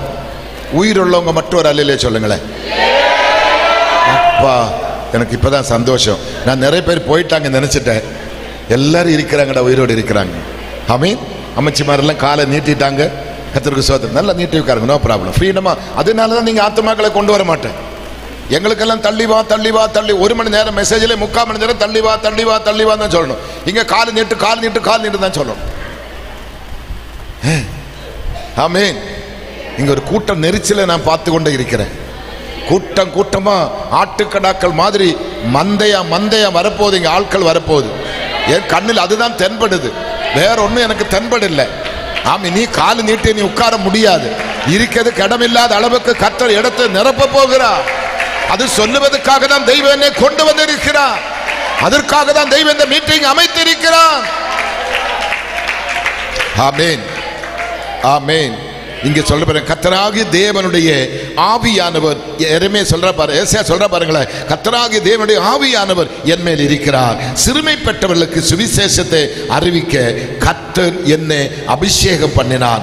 இருதயம் நொறுங்குண்டவர்களுக்கு காயம் கட்டுதலையும், சிறைப்பட்டவர்களுக்கு விடுதலையும், கட்டுண்டவர்களுக்கு கட்ட அவிழ்க்குதலையும் கூறவும், கர்த்தருடைய அனுக்கிரக வருஷத்தையும் நம்முடைய தேவன் ஆமீன் நீதியை சரி கட்டும் நாளையும் கூறவும், துயரப்பட்ட அனைவருக்கும் ஆறுதல் செய்யவும், சீயோனிலே துயரப்பட்டவர்களை சீர்படுத்தவும், அவர்களுக்கு சாம்பலுக்கு பதிலாக உன் வாழ்க்கை இப்ப எப்படி இருக்கு தெரியுமா?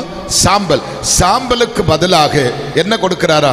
சிங்காரத்தையும், துயரத்துக்கு பதிலாக ஆனந்த தைலத்தையும், ஒடுங்கின ஆவிக்கு பதிலாக துதியின் உடையையும் கொடுக்கவும் அவர் என்ன அனுப்பினார். ஹல்லேலூயா. இதை கொடுத்துட்டு போகிறதுக்காக தான் கர்த்தர் என்னை அனுப்பினார். அப்படின்னா இத்தனை என் கருத்தில் இருக்க, இந்த வார்த்தையில் இருக்குது. நீங்க இதை நம்புகிறது உண்டானால் இயேசப்பா உங்களுக்கு அற்புதத்தை செய்வார். அடுத்து பாருங்க, அவர்கள் கர்த்தர் தம்முடைய மகிமைக்கென்று நாட்டின நீதியின் விருட்சங்களை போல் காணப்படுவார்கள். பச்சை மரமாய் நீங்க மாற போறீங்க. உங்களோட நிழலில் அநேகர் வந்து இளைப்பாற போகுது. கர்த்தர் உங்களை பூத்து குலுகிற அனுபவத்துக்குள்ள கொண்டு வர போகுது. அவருடைய பிரசன்னத்துக்குள்ளே கர்த்தர் உங்களை மாற்ற போகுது. எத்தனை பேர் சந்தோஷமா இருக்கிறீங்க? எத்தனை பேர் விசுவாசிக்கிறீங்க? எத்தனை பேர் விசுவாசிக்கிறீங்க? சென்னையில் என்னை நேசிக்கிற ஒரு அங்கிள் ஆண்டி உண்டு.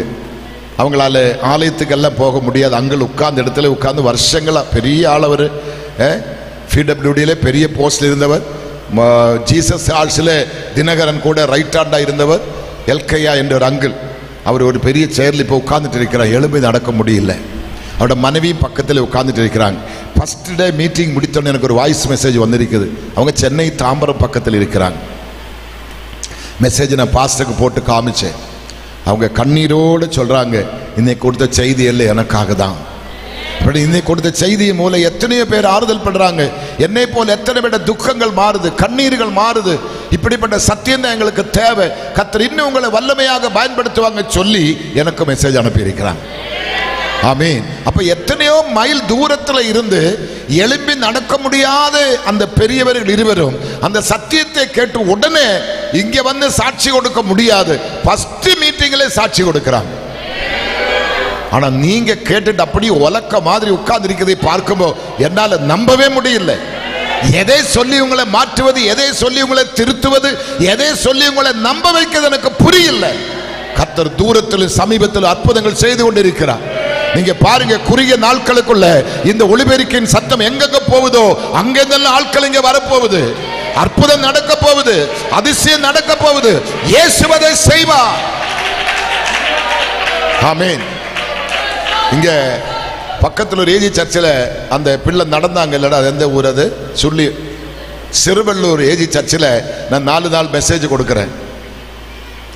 அந்த ஆர்னு வந்து தெருவெல்லாம் கட்டியிருக்கிறாங்க, ஸ்பீக்கர் கட்டியிருக்கிறாங்க. அங்கே ஒரு சிஎஸ்ஐ குடும்பத்தில் ஒரு பெண்ணு, பயங்கரமான பாடி, இடுப்புக்கு கீழே ஒன்றுமே இல்லை.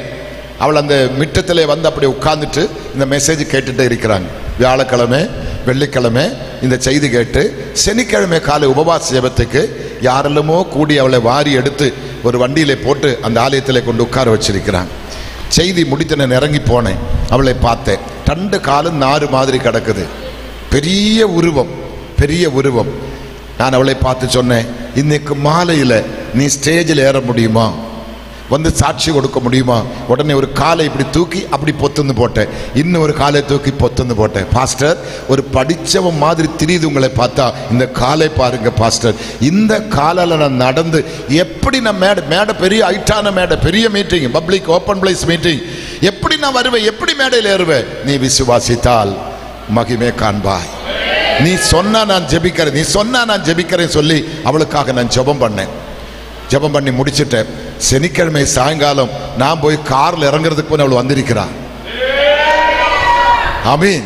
பக்கத்து சிறுவள்ளூர் தானே, பக்கத்து சிறுவள்ளூர் ஏஜி சபையில் நான் வரதுக்கு முன்னே அவள் வந்து, நான் வந்த உடனே ஸ்டேஜ் ஃபுல்லா பாஸ்டர்ஸ், அவள் அந்த ஸ்டெப்ஸ் ஏறி மேலே வந்து மைக் எடுத்து சொல்றாங்க, நேற்று ஐயா சொல்லி சில மணி நேரத்துக்குள்ள என் மரித்த கால்களுக்கு உயிர் வந்தது.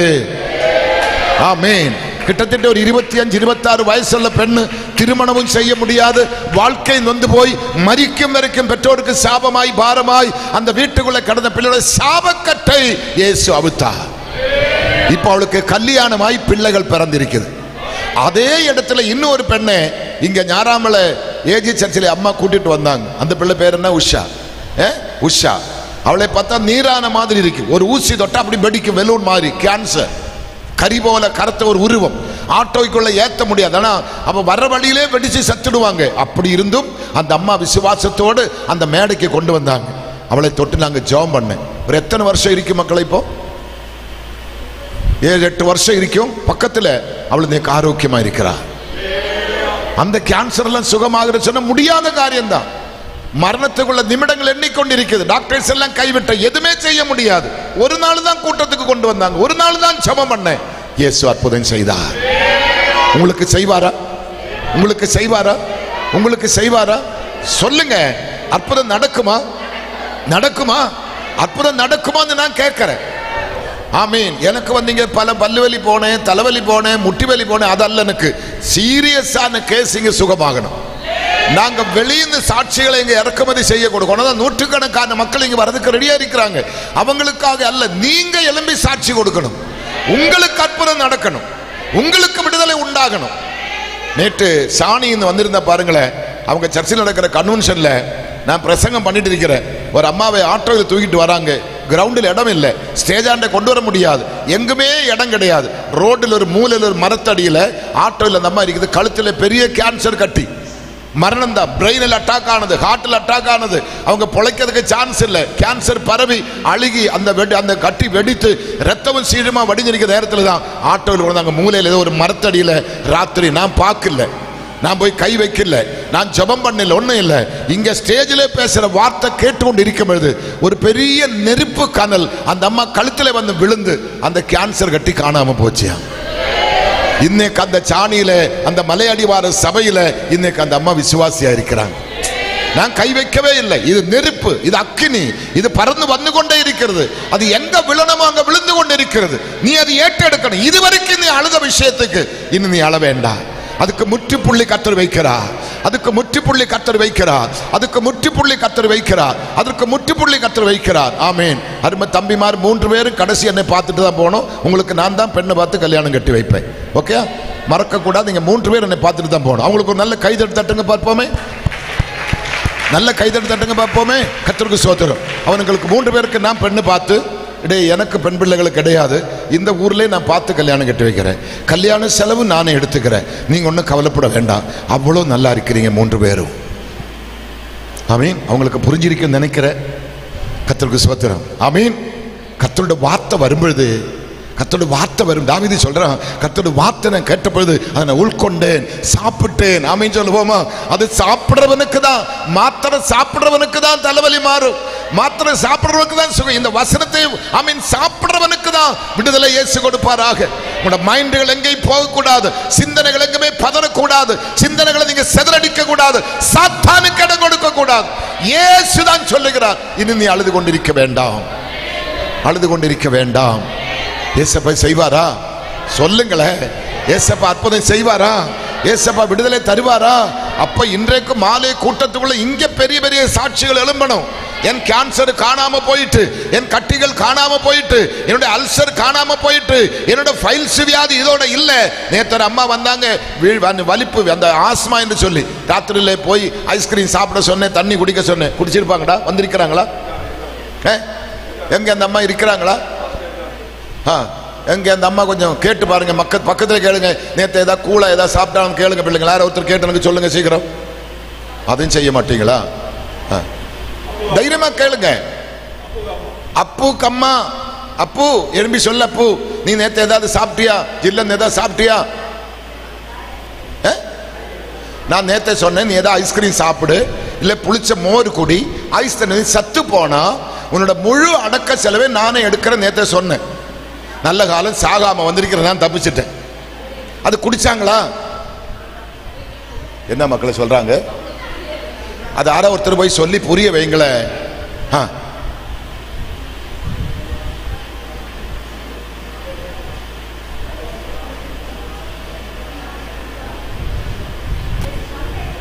இப்ப வலி பிரிக்கதா கேளு மக்களை, வலி பிரிக்கதா கேளுங்க. இழு பிரிக்கதா? கை தட்டி கர்த்தர் நாமத்தை மகிமைப்படுத்துங்க. இன்னும் பல வருஷம் பொறுத்துதான் சாகுவேன்.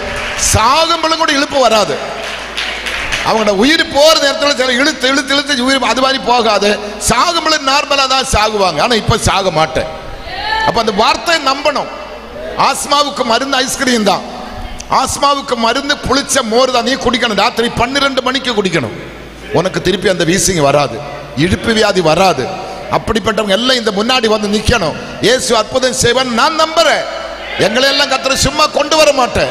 அவர் என்னை கொண்டு வந்ததுக்கு ஒரு நோக்கம் இருக்குது. தாவீது சொல்லுகிறார், என் தகப்பன் இந்த இடத்துக்கு அனுப்புறதுக்கு நோக்கம் உண்டு, அதை செய்து முடித்துதான் நான் போவேன் தான் தாவீது சொன்னது. அதை செய்வதற்காக தான் கர்த்தர் கொண்டு வந்தார். உங்க குடும்பத்தோட துக்க நாட்கள் முடிகிறது. உன் கண்ணீருக்கு பரிகாரம் வந்தது. உன் மாறா மதுரமாக மாறுது. உன் மங்கி எரிகிற விளக்கை கர்த்தர் எரிய வைக்க எண்ணெயுமா இறங்கி வந்திருக்கிறார். உன் துக்க நாட்களுக்கு முற்றுப்புள்ளி வைக்க அப்பா இறங்கி வந்திருக்கிறார். உன் வியாதிகள், பிரச்சனைகள், கடன், சாபங்கள், வறுமை, பட்டினிகள் இதோடு அழிந்து போக போகுது. உனக்கு சாம்பலுக்கு பிரகாரம் பதிலாக சிங்காரத்தை கொடுக்க போறாங்க. துதியின் ஆடையை கொடுக்க போறாங்க. நீங்க ஆனந்தத்தால் நிரம்ப போறீங்க. இனி நீங்க அழ வேண்டிய அவசியமே இல்லை. மக்களே, யோபின் புத்தகம் 22ஆம் அதிகாரம் 27ஆம் வசனம் சொல்லுது பாருங்க. யோபின் புத்தகத்தை சீக்கிரமா எடுங்க. யோபின் புத்தகம். ஆமீன். ஆமீன். யோபின் புத்தகம் 22ஆம் அதிகாரம் மக்களை படிங்க. 27ஆம் வசனம்.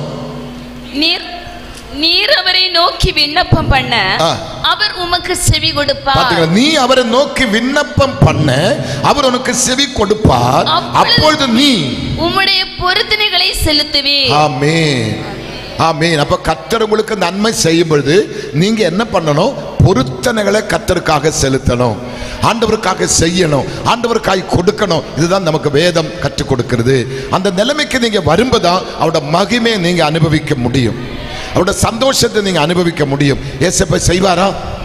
ஏசப்பா செய்வாரா? ஏசப்பா செய்வாரா? சத்தமா சொல்லுங்க. ஏசப்பா செய்வாரா? ஏசப்பா செய்வாரா? சத்தமா சொல்லுங்க. ஏசப்பா செய்வாரா? சத்தமா சொல்லுங்க. ஆமென். நாங்க வேலையெல்லாம் விட்டு ஊழியத்துக்கு வந்த பிற்பாடு, வேலையை விட்டுட்டு ஊழியத்துக்கு, தம்பிமார் கவனிங்க, வேலையை விட்டு ஊழியத்துக்கு வந்த பிற்பாடு பட்ட பாடுகள் சொன்னா நீங்க தாங்க மாட்டீங்க. பட்ட கஷ்டங்களை சொன்னா நீங்க தாங்க மாட்டீங்க. பல நாட்கள் பட்டினி. காஞ்சிபுரத்துக்கு வந்துட்டோம். வீடு கிடையாது. வீடு கிடையாது. என் மனைவிக்கு ஒரு 24-25 வயசு இருக்கு, அவ்வளவுதான். சின்ன பொண்ணு, காதலும் கழுத்தில் ஒன்றும் இல்லை. கல்யாணம் பண்ண அடையாளம் கிடையாது. அப்போ பார்க்குறவங்க எல்லாம் சொல்லுவாங்க, போலீஸ்காரங்க எல்லாம், உங்கள் மனைவியை, இந்த பெண்ணை நீங்கள் எங்கேருந்தோ கடத்திட்டு வந்திருக்கிறீங்க, நீங்கள் ராத்திரி தூங்க இவளை யாராவது கடத்திட்டு போயிடுவாங்க சொல்லுவாங்க. காரணம், நாங்கள் படுக்கிறது வெளியில் ஓப்பன் பிளேஸில் படுத்து கிடக்கிறேன். ராத்திரியெல்லாம் நான் தூங்காமல் விழிச்சிருப்பேன். என் மனைவி, என் பிள்ளைகளை யாரும் திருடிட்டு போகக்கூடாதுன்னு சொல்லி நான் காத்திருந்த நாட்கள் உண்டு. பசி, குடல் அப்படி கரிஞ்சு நாத்தம் அடிக்கிற மாதிரி பசி. அப்போது அங்கே யாருமே சாதம் வடிக்கிற தண்ணி குடிக்க மாட்டாங்க, கீழே ஊற்றுவாங்க. நம்மளை ஒரு மாதிரி பேசுவாங்க கஞ்சி தண்ணி குடித்தா. அங்கே எல்லாம் அப்படி, இன்னைக்கும் அப்படி தான். அப்போ அந்த தண்ணி வடித்து கீழே ஊற்றுமே. என் மனைவி சொன்னேன்ப்பா, நான் போய் அந்த தண்ணி கேட்கட்டுமா? அந்த தண்ணி கொண்டு வந்து பிள்ளைகளுக்கு கொடுக்கலாமே. நான் சொன்னேன், வேண்டடா, அசங்கியமாக இருக்கடா, அவங்க ஏதோ தப்பாக நினைப்பாங்கடா சொல்லி அதை நாங்கள் வாங்க மாட்டேன். எங்கேயாவது 2 ரூபாய் கிடைச்ச உடனே மேரி பிஸ்கட் வாங்குவேன். அதை பவுடர் பண்ணி பாட்டிலில் போட்டு தண்ணி ஊற்றி குலுக்கி பிள்ளைகளுக்கு கொடுப்பேன். பால் சக்கரை வாங்குறதுக்கு காசு கிடையாது. ஏன் பிள்ளைகளுக்கு துணி வாங்கி கொடுக்க காசு கிடையாது. பிள்ளைகளை படிக்க வைக்கிறதுக்கு வசதி கிடையாது. வீடு எடுத்து வாடகை கொடுக்கறதுக்கு நிவர்த்தி கிடையாது. ஒரு விசுவாசி இல்லை, 1 ரூபாய் காணிக்கை இல்லை, எந்த மனுஷனோட சகாயமும் கிடையாது. ஏசப்பா ஒருத்தர் மட்டும்தான். அதே இடத்துல இப்போ நான் ஊழியம் செய்கிறேன். அதே இடத்துல இப்போ நான் ஊழியம் செய்கிறேன். மாசத்துல ஃபர்ஸ்ட் புதன்கிழமை 120-130 போதகர்கள் வந்து குடும்பத்தோடு வந்து சாப்பிட்றதை நீங்க பார்த்து ஆச்சரியப்படுவீங்க. கடந்த புதன்கிழமை நான் பார்க்குறேன், 190 ரூபாய் ஒரு ஆளோட சாப்பாடு செலவு, 190 ரூபாய். அதோடு கூட அவங்களுக்கு போக்குவரத்து செலவு 50 ரூபாவா, 100 ரூபாவா, 200 ரூபாவா, அதையும் கொடுத்துடுவேன். அதுக்கு குறைஞ்சது ஒரு 5000 ரூபாய் ஆகும். அது இல்லாமல் போன புதன்கிழமை ஒரு ஆளுக்கு 10,000 ரூபாய், ஒருத்தனுக்கு 3000 ரூபாய், ஒருத்தனுக்கு 3500 ரூபாய், ஒருத்தனுக்கு 5000 ரூபாய் போன புதன்கிழமை கொடுத்து நான் வியாழக்கிழமை கிளம்புறேன். கர்த்தருக்கு ஸ்தோத்திரம். ஏசப்பா செய்வாரா? ஏசப்பா செய்வாரா? சொல்லுங்க, ஏசப்பா செய்வாரா? சத்தமா சொல்லுங்க. எங்களுக்கு மாத்தி போடுறதுக்கு துணி இல்லை. அப்படி சென்னையில் மூர் மார்க்கெட் இடம் இருக்குது. கேளுங்க, சாட்சி கேளுங்க, நான் அனுபவத்தோடு தான் பேசுறேன். மூர் மார்க்கெட் சொன்னா ரோடுல போட்டு பழைய துணி விற்பாங்க. பழைய துணி ரோடில் போட்டு விற்பாங்க. ஒரு ஷர்ட் எடுத்து 5 ரூபாய்க்கு கிடைக்கும், ஒரு பாண்டு 10 ரூபாய்க்கு கிடைக்கும். அது வாங்க போக நாங்கள் தலையில முக்காடு போட்டுக்கொண்டு யாருக்கும் தெரியாம பாதுராத்திரில போய் இருட்டுற அந்த துணி எடுப்பேன். பழைய துணி கொண்டு வந்து சுடு தண்ணியில போட்டு அதை கலசி காய வச்சு போட்ட நாட்கள் உண்டு. ஆமீன். படுக்கிறதுக்கு ஒரு பாய் இல்லை, ஒரு ஃபில்லோ இல்லை, எதுவுமே கிடையாது, ஒண்ணுமே கிடையாது. ஆனா இன்னைக்கு இன்னைக்கு அப்படி இல்லை.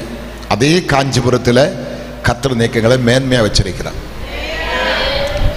40 ரூபாயோட வீடு வாடகைக்கு எடுத்து அது கட்ட முடியாம அந்த வீட்டை காலி பண்ணி எங்களை துரத்தி விட்டுட்டோம். தகர வீடு, கரண்ட் இல்லாத ஒரு தகர வீடு 40 ரூபாய்க்கு எடுத்து அதை என்னால் கட்ட முடியாம என்னை வெளியே துரத்திட்டோம். இன்னைக்கு நான் இருக்கிற வீடு 8 பெட்ரூம், 8 அட்டாச்சு பாத்ரூம், பெரிய 2 ஹாலு, 3 பால்கனி, பெரிய ஒரு பெங்களா, கேரளா டைப்பில் ஒரு அரமனை கட்டி வச்சிருக்கிறோம். இன்னைக்கு கொடுத்தால் 3 கோடி ரூபாய் கிடைக்கும். அதே காஞ்சிபுரத்தில் பக்கத்தில் இன்னும் ஒரு 1/2 ஏக்கர் வாங்கி என் மூத்த மகனுக்கு நல்ல அதே போன்ற ஒரு வீடு, பெரிய சபை கட்டி அவனை அங்கே வைத்திருக்கிறோம். இந்த வீடு சின்னவனுக்காக கட்டி இருக்கிறோம். பெரிய பெரிய சபைகள், பல இடங்களில் சபைகளை கட்டி இருக்கிறோம். இப்போ 10 ஏக்கர் நிலத்தில் ஒரு பெரிய கட்டிட வேலை பைஸ் முடிந்து அடுத்த வேலை இப்போ ஸ்டார்ட் பண்ணிட்டு இருக்குது. அங்காங்க சபைகள் வேலைகள் நடந்து கொண்டிருக்குது. அங்காங்க சபைகள் கட்டி எழுப்பிட்டு இருக்குது. கர்த்தருக்கு ஸ்தோத்திரம். இப்போ குறைந்தது ஒரு வருஷத்துல டிசம்பர் முடிகிறதுக்குள்ள குறைந்தது 3-4 லட்சம் ரூபாய் துணிகள் வாங்கி மக்களுக்கு கொடுக்கிறேன். ஆமீன். என் மகன் வில்சன் எல்லாம் அதுக்கு சாட்சியா இருக்கிறாங்க. 3-4 லட்சம் ரூபாய் துணிகள் வாங்கி, நல்ல விலையுள்ள துணி, சாதாரண துணி இல்லை, நல்ல விலையுள்ள துணிகள் வாங்கி அவங்களுக்கு நான் கொடுக்கிறேன். வருஷத்தில் ஒருவருக்கு ஒரு வீடு நான் கட்டி கொடுக்கிறேன். வட இந்தியாவில் ஒரு சர்ச்சை நான் கட்டி கொடுக்கிறேன். ஒரு பிள்ளையோட திருமணம் முழு பொறுப்பை எடுத்து ஆறுமில்லாதவர்களோட திருமணம் மங்களமா நடத்தி வைக்கிறேன். கிட்டத்தட்ட 27 விதவைகளுக்கு மாசம் அவங்களுக்கு தேவையான ஃபுல் அரிசி, மல்லிகை, பாக்கெட் மணி 1000 ரூபாய் கொடுக்கிறேன். கர்த்தருக்கு ஸ்தோத்திரம். படிக்க முடியாத பிள்ளைகளுக்கு நான் படிக்க வைக்கிறேன். எதே இடத்துல? இதே காஞ்சிபுரத்தில் அவன் வீட்டில் கஞ்சி தண்ணி குடிக்கிறதுக்கு ஆசைப்பட்ட அதே இடத்துல இன்னைக்கு கர்த்தர் என்னை வைத்திருக்கிறார். 40 ரூபாய் வாடகை கொடுக்க முடியாத அதே இடத்துல தேவன் என்னை 3 கோடி ரூபாயோட வீட்டுக்குள்ள வைத்திருக்கிறாங்க. எத்தனை பேர் சந்தோஷமா இருக்கிறீங்க? அப்ப நாங்க சும்மா பிரசங்கம் பண்ண வரல, கர்த்தரன் மெய்ப்பராயிருக்கிறார், நான் தாட்சி அடையே. ஆமீன். இன்னைக்கு நான் வைத்திருக்கிற காரு, ஆமீன், கர்த்தருக்கு ஸ்தோத்திரம், 60 லட்சத்துக்கு மேல விலையுள்ள கார் நான் வைத்திருக்கிறேன். ஒரு சைக்கிள் ஒரு வாடகைக்கு எடுத்து அன்னைக்கு 15 பைசா ஒரு அவருக்கு வாடகை, 15 பைசா வாடகை கொடுத்து சைக்கிள் ஓட்ட நிவர்த்தி இல்லாத என்ன இன்னைக்கு 60 லட்சம் காரிலே கர்த்தர் கொண்டு போயிட்டு இருக்கிறாங்க. எத்தனை பேர் சந்தோஷமா இருக்கிறீங்க? ஆனா இவ்வளோ வளர்ந்தும் மீட்டிங்கில் வந்து எனக்கு லாட்ஜ் வேண்டாம், எனக்கு அப்படிப்பட்ட ஃபுட்டு வேண்டாம், எனக்கு ஒண்ணுமே வேண்டாம். எனக்கு தேவை மக்கள் கூட்டமா வரணும், மக்கள் ரட்சிக்கப்படணும், மக்கள் விடுதலை அடையணும். இந்த 3 நாள் எனக்கு வீணாய் போகக்கூடாது. என்னோட ரத்தம் வேர்வாக இங்க சிந்திட்டு இருக்குது, அது நஷ்டமாய் போகக்கூடாது. என் குடல்கள் இங்க புண்ணாய் கொண்டே இருக்குது, அது நஷ்டமாய் போகக்கூடாது. நாக்கெல்லாம் பேசி பேசி புண்ணாகுது, அது எனக்கு நஷ்டமாய் போகக்கூடாது. எனக்கு அதுக்குள்ள ஆத்துமாக்களை கர்த்தர் தர வேண்டும். எத்தனை பேர் சந்தோஷமா இருக்கிறீங்க? ஆத்துமாக்களை கர்த்தருக்கு தர வேண்டும், ஆத்துமாக்களை கர்த்தருக்கு தர வேண்டும். விசுவாசிக்கிறீங்களா? விசுவாசிக்கிறீங்களா? நம்புறீங்களா? இயேசு செய்வாரா? ஆமீன். இப்ப நான் பாளையங்கோட்டைக்கு வந்தேன். 14 நாட்கள் எனக்கு அங்க மீட்டிங். அங்க ஒரு பிள்ளை அங்க சமையல் வேலை செய்யறான். அவளை பார்த்தேன். நான் பார்த்த நாளுன்னு ஒரே நைட்டு தான் போட்டுட்டு நிற்கிறேன். அதுக்கு துணி அந்த அளவுக்கு இல்லை. 4 பிள்ளைங்க கிழிஞ்சு போன ஜட்டி போட்டு நடந்துட்டு இருக்கு, அங்க மொட்டை அடிச்சு நடந்துட்டு இருக்குது. துணி இல்லை, துணி இல்லை. நான் அதை பார்த்தேன். இன்னொரு சகோதரன் அங்கே சமையல் பண்ற, அவரே நான் பார்த்தேன், அவரோட சூழ்நிலை நான் பார்த்தேன். இன்னும் ஒரு பெண் அங்கே வந்திருக்கிற, அப்பா இல்லாத ஒரு பெண்ணு, அவள் எனக்கு கொஞ்சம் காப்பி எல்லாம் கொண்டு கொடுத்து எனக்கு பணிவிட செய்தாங்க. கர்த்தருக்கு ஸ்தோத்திரம். நான் பார்த்தேன்.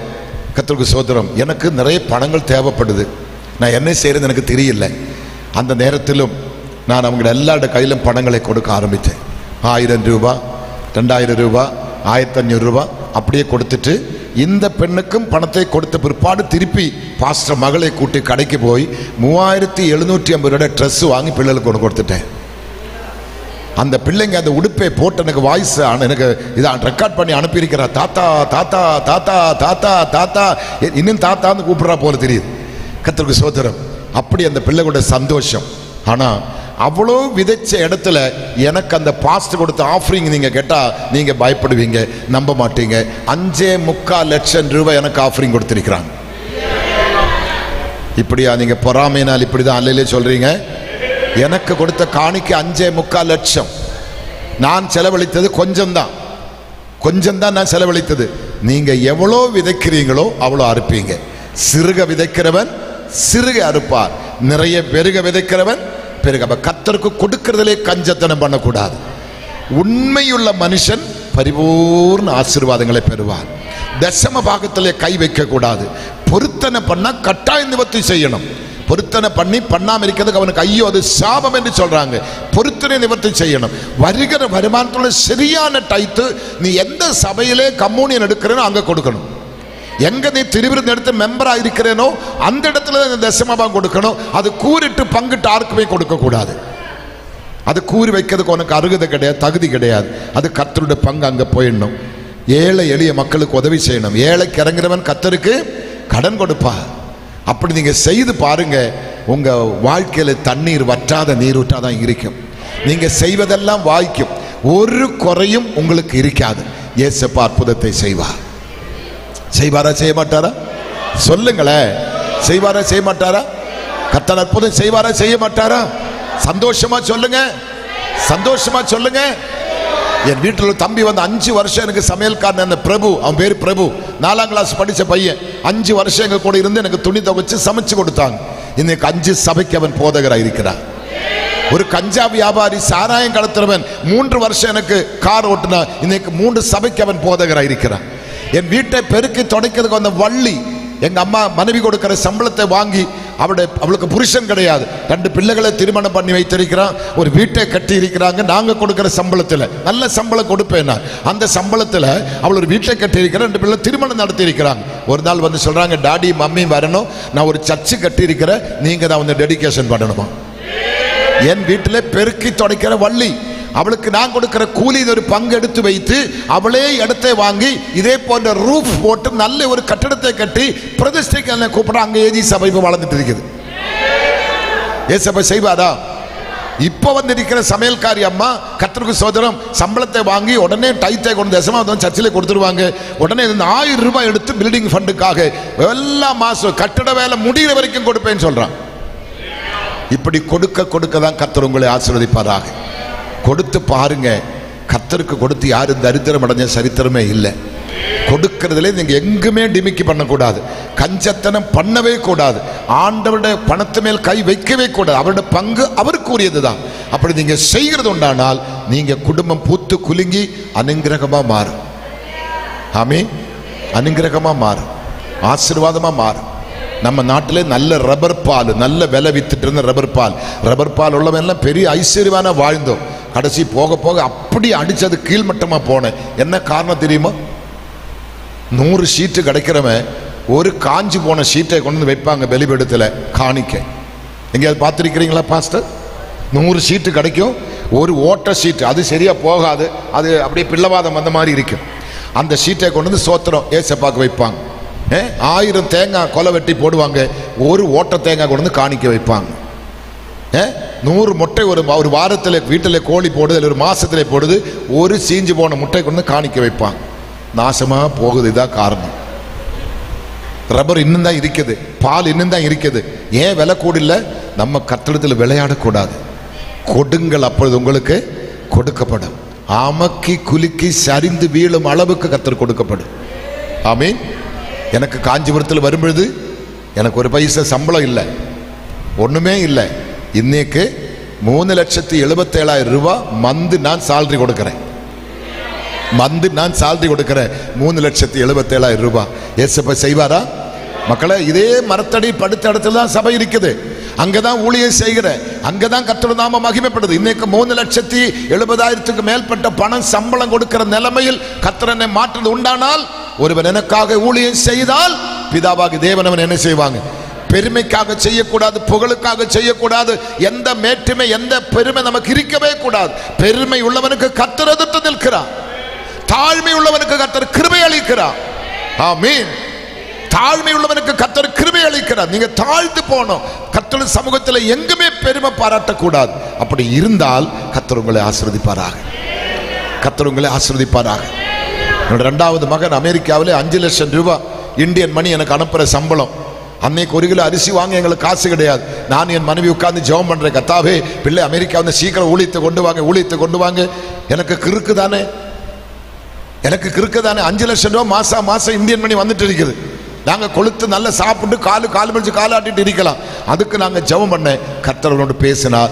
அவன் வேலையை விட்டுட்டு ஊழியத்துக்கு வந்தா. இன்னைக்கு அவன் தான் தலைமை சபை நடத்திட்டு இருக்கிறான். அந்த சபையை முடித்து 1 மணிக்கு இன்னொரு சபைக்கு போய் ராத்திரி 9 மணிக்கு தான் வீட்டுக்கு வருவாங்க. ஞாயிற்றுக்கிழமை சாப்பிட்றதுக்கு எங்களுக்கு நேரம் இல்லை, தண்ணி கொடுத்து அது குடிக்க எங்களுக்கு நேரம் இல்லை, சண்டே சொன்னால் மூச்சு விட எங்களுக்கு நேரம் இருக்காது. அப்படி கடுமையா. பெரியவனும் அதே போல, அவனும் நல்லா படித்து பெரிய பட்டத்தாரி, அவனும் வேலையை விட்டு குடும்பமா அவனும் ஊழியத்துக்கு வந்திருக்கிறாங்க. நீங்க குடும்பமா நின்று கர்த்தருடைய ஊழியத்தை நாங்க செய்கிறோம். கர்த்தர் நடத்துவாரா சொல்லுங்களேன். கர்த்தர் நடத்துவாரா சொல்லுங்க சத்தமா. கர்த்தர் நடத்துவாரா? அப்ப தேவன் உங்களை அனுகிரகிப்பார், தேவன் உங்களை ஆசீர்வதிப்பார். தேவன் உங்களை பார்த்து சொல்றார், இனி நீ அழுத விஷயத்துக்கு என்ன பண்ண வேண்டாம், முடிஞ்சது அந்த சாப்டர் எந்த விஷயமா இருக்கட்டுமே அந்த விஷயத்துக்கு கர்த்தர் உனக்கு முற்றுப்புள்ளி வைத்திருக்கிறார். இன்னும் அதுக்காக நீ அழுது கொண்டிருக்க தேவையில்லை. சீக்கிரமா முடிக்கிற. சங்கீதக்காரன் என்ன சொல்றது பாருங்க, 50வது சங்கீதத்தில் அதே 15வது வசனம் என்ன சொல்றது பாருங்க. 50ஆம் சங்கீதம் 15ஆம் வசனம். ஆபத்து காலத்தில் என்னை நோக்கி கூப்பிடு. ஆண்டு நமக்கு சரியா சொல்றாங்க பாருங்க. நமக்கு தெரிஞ்ச வசனம், ஆபத்து காலத்தில் என்னை நோக்கி கூப்பிடு, நான் உன்னை விடுவிப்பேன், நீ என்ன செய்வாய், மகிமைப்படுத்துவாய். அப்ப கர்த்தருடைய விடுதல் வருகிற பிள்ளைகள், அனுபவிக்கிற பிள்ளைகள் கர்த்தரை மகிமைப்படுத்த கற்றுக்கொள்ள வேண்டும். மறைத்து வைக்காம சாட்சி கொடுக்கணும், உண்மையாக சாட்சி கொடுக்கணும், உண்மையாய் கர்த்தருக்குள்ள இருக்கணும். இயேசு அற்புதம் செய்வார். என்ன செய்வாங்க? அற்புதம் செய்வார். மக்களே, 86ஆம் சங்கீதம் 5லிருந்து 7 வசனத்தோட முடிக்க போறேன். 86ஆம் சங்கீதம் வேகமா எடுங்க. ஆண்டவரே நீர் நல்லவரும் மன்னிக்கிறவரும். தாவீது எவ்வளவு தெளிவாக சொல்றா பாருங்க. ஆண்டவரே நீ யாரு? நீர் நல்லவரும் மன்னிக்கிறவரும் உம்மை நோக்கி கூப்பிடுகிற யாவர் மேலும் கிருபை மிகுந்தவருமாய். ஆண்டு சொல்ல பாருங்க எவ்வளவு தெளிவாக கர்த்தாவே. அங்க என்ன சொல்றாங்க? ஆமென். 5வது வசனம் சொல்றது, ஆண்டவரே நல்லவரும் மன்னிக்கிறவரும் உம்மை நோக்கி கூப்பிடுகிற யாவர் மேலும் கிருபை மிகுந்தவருமாய் இருக்கிறீர். நிச்சயமா நீங்க இதை நம்பணும். விசுவாசிகளா இருக்கிற நீங்க இந்த வார்த்தைகளை அப்படி நம்பணும். ஆண்டவரே நீர் நல்லவர் என்று நீங்க உண்மையிலே சொல்லணும், உங்க வாயால சொல்லணும். நீ நல்லவரும் மன்னிக்கிறவரும் உம்மை நோக்கி கூப்பிடுகிற யாவர் மேலும் கிருபை மிகுந்தவருமாய் இருக்கிறேன். 6ஆம் வசனம் சொல்லுது பாருங்க.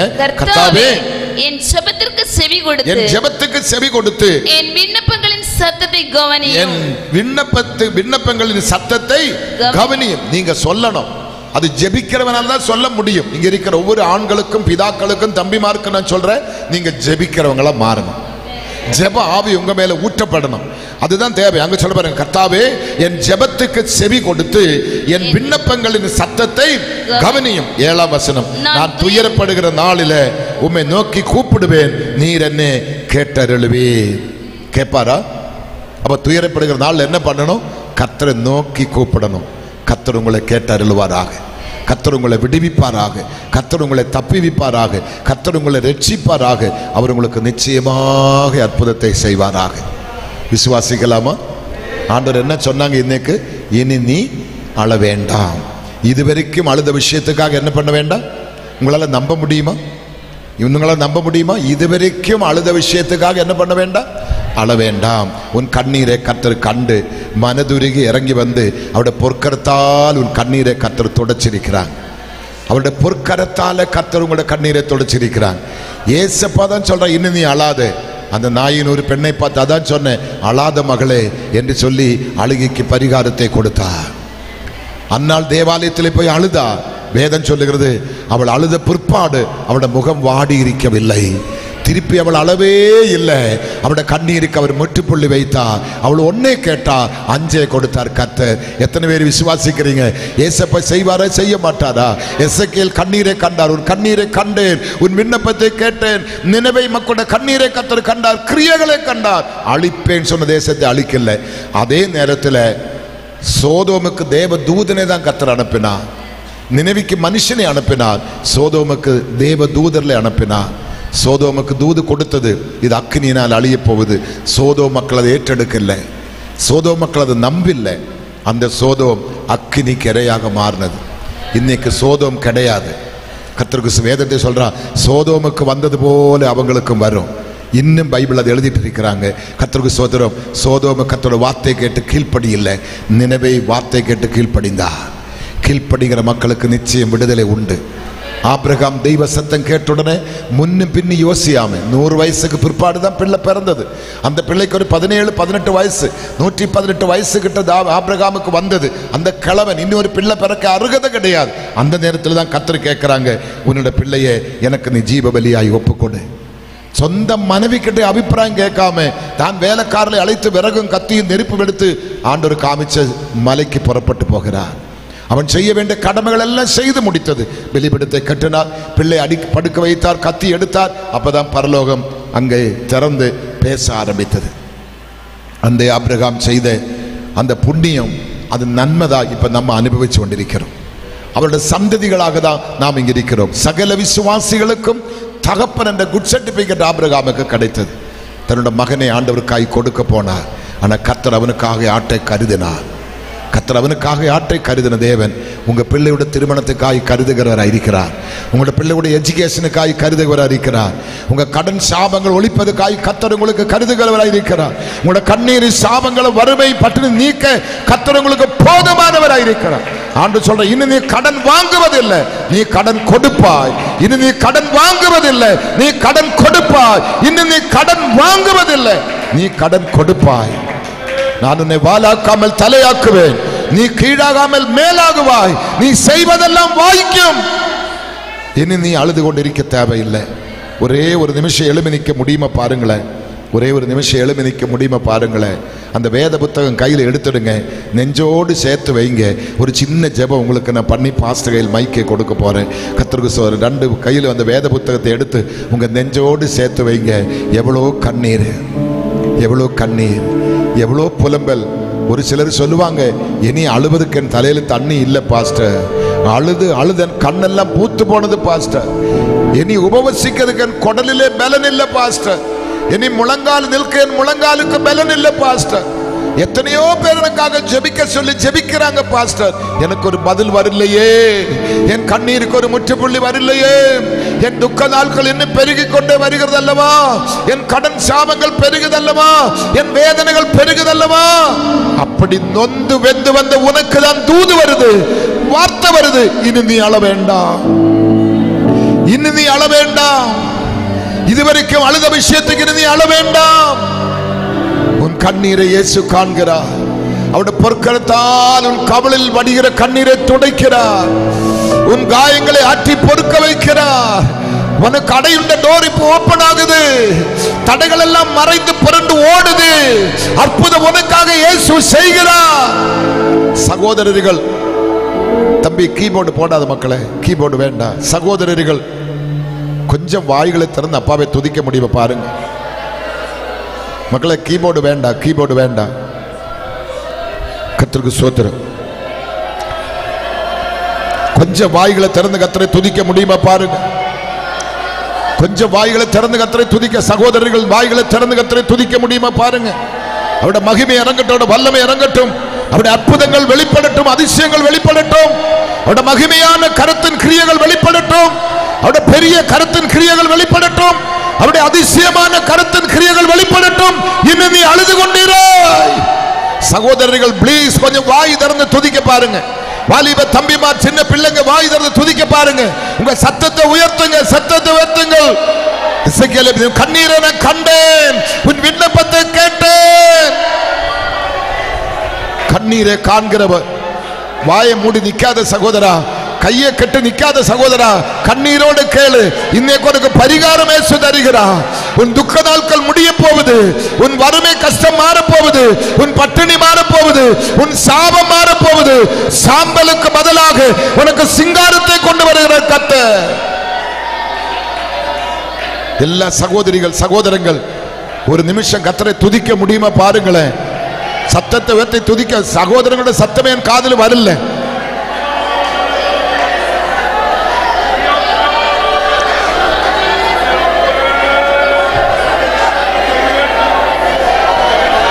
என்னோட வேதம் சொல்லுகிறது, இருதயத்தின் நிறைவு வாய் பேசும்.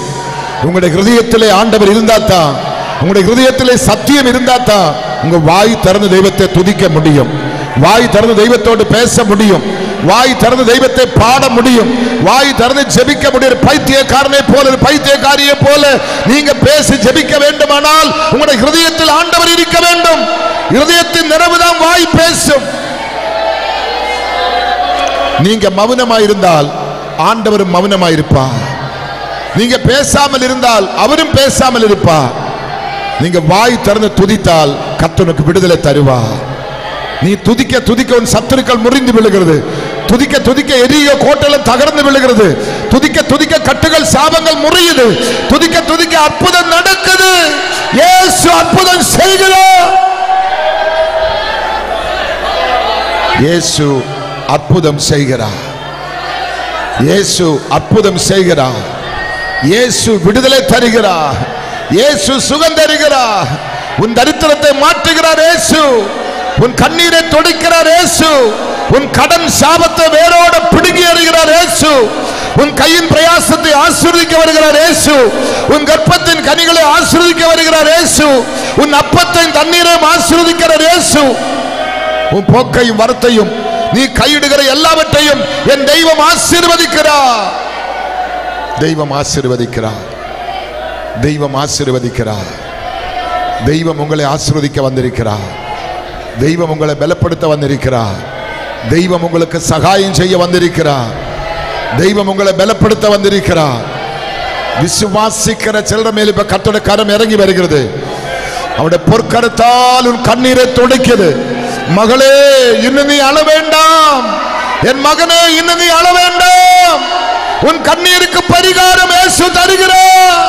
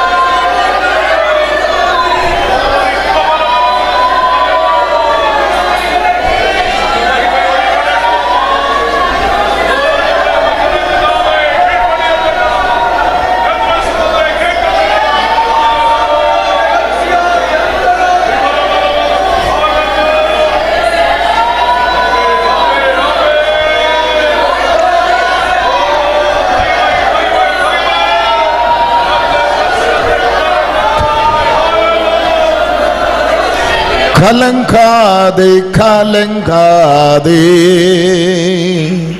கர்த்தர் உன்னை கைவிட மாட்டார். கலங்காதே கலங்காதே,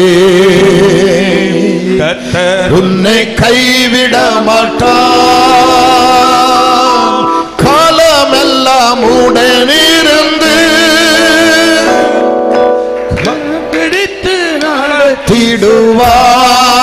நடத்திடுவார். காலமெல்லாம் உடனிருந்து கரம் பிடித்து நடத்திடுவார். கண்ணீரெல்லாம் துடைப்பார். உன் கண்ணீரெல்லாம் துடைப்பார். உன்னை கண்மணி போல் காத்திடுவார். உன்னை கண்மணி போல் காத்திடுவார். கலங்காதே கலங்காதே,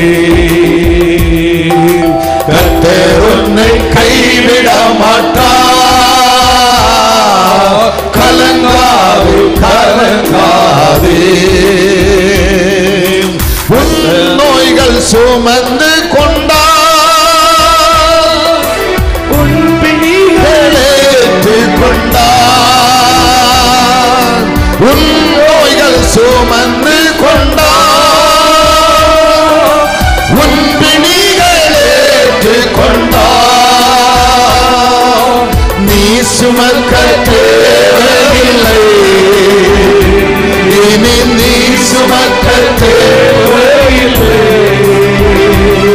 நீ விசுவாசிக்காது போதோ. நீ விசுவாசி அது போதும். கலங்காதே கலங்காதே, கர்த்தர் உன்னை கைவிட மாட்டார். கலங்காதே கலங்காதே, கர்த்தர் உன்னை கைவிட மாட்டார்.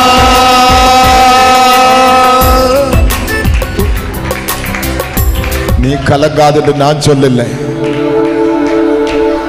இயேசுதான் சொல்லுகிற. நீ கலங்காதே. உன் நோய்கள் சுமந்து கொண்டா, உன் துக்கங்கள் ஏற்றுக்கொண்டா, கர்த்தர் உனக்கு விடுதலை தந்திருக்கிறார். இனி நீ சுமக்க தேவையில்லை. நீ விசுவாசி, அது போதும். நம்புறீங்களா சகோதரன்மார்? பிளீஸ், நான் உங்களை ரொம்ப நேசிக்கிறேன். உங்களால் ஏற்றெடுக்க முடியுமா? உங்களால் சத்தம் உயர்த்தி கர்த்தரை துதிக்க முடியுமா? உங்களோட கையில் இருக்கிற வேத புத்தகத்தை கொஞ்சம் உயர்த்தி என் அப்பனுக்கு நன்றி சொல்ல உங்களுக்கு மனம் இருக்குதா? அப்பா என்று சொல்லி கூப்பிட உங்களுக்கு தகுதி இருக்குதா? அப்பா என்று கூப்பிட உங்களுக்கு தகுதி இருக்குதா? அப்பா என்று கூப்பிட உங்களுக்கு தகுதி இருக்குதா? சகோதரர்கள்,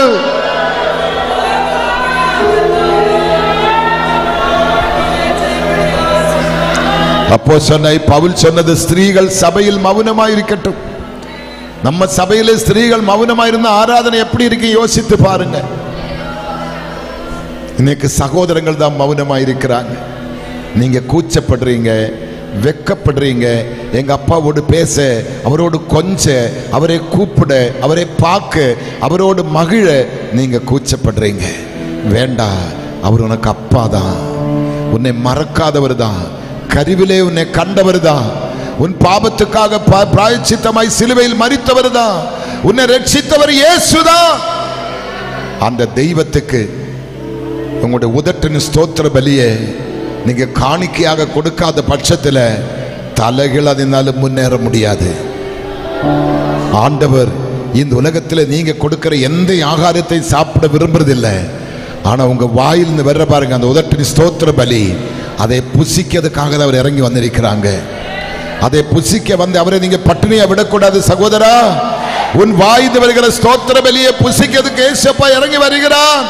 நீ வாயை மூடி இருந்தால் அவரை நீ பட்டினியோடு அனுப்புகிறாய். அவரை பட்டினியை அனுப்பாதே.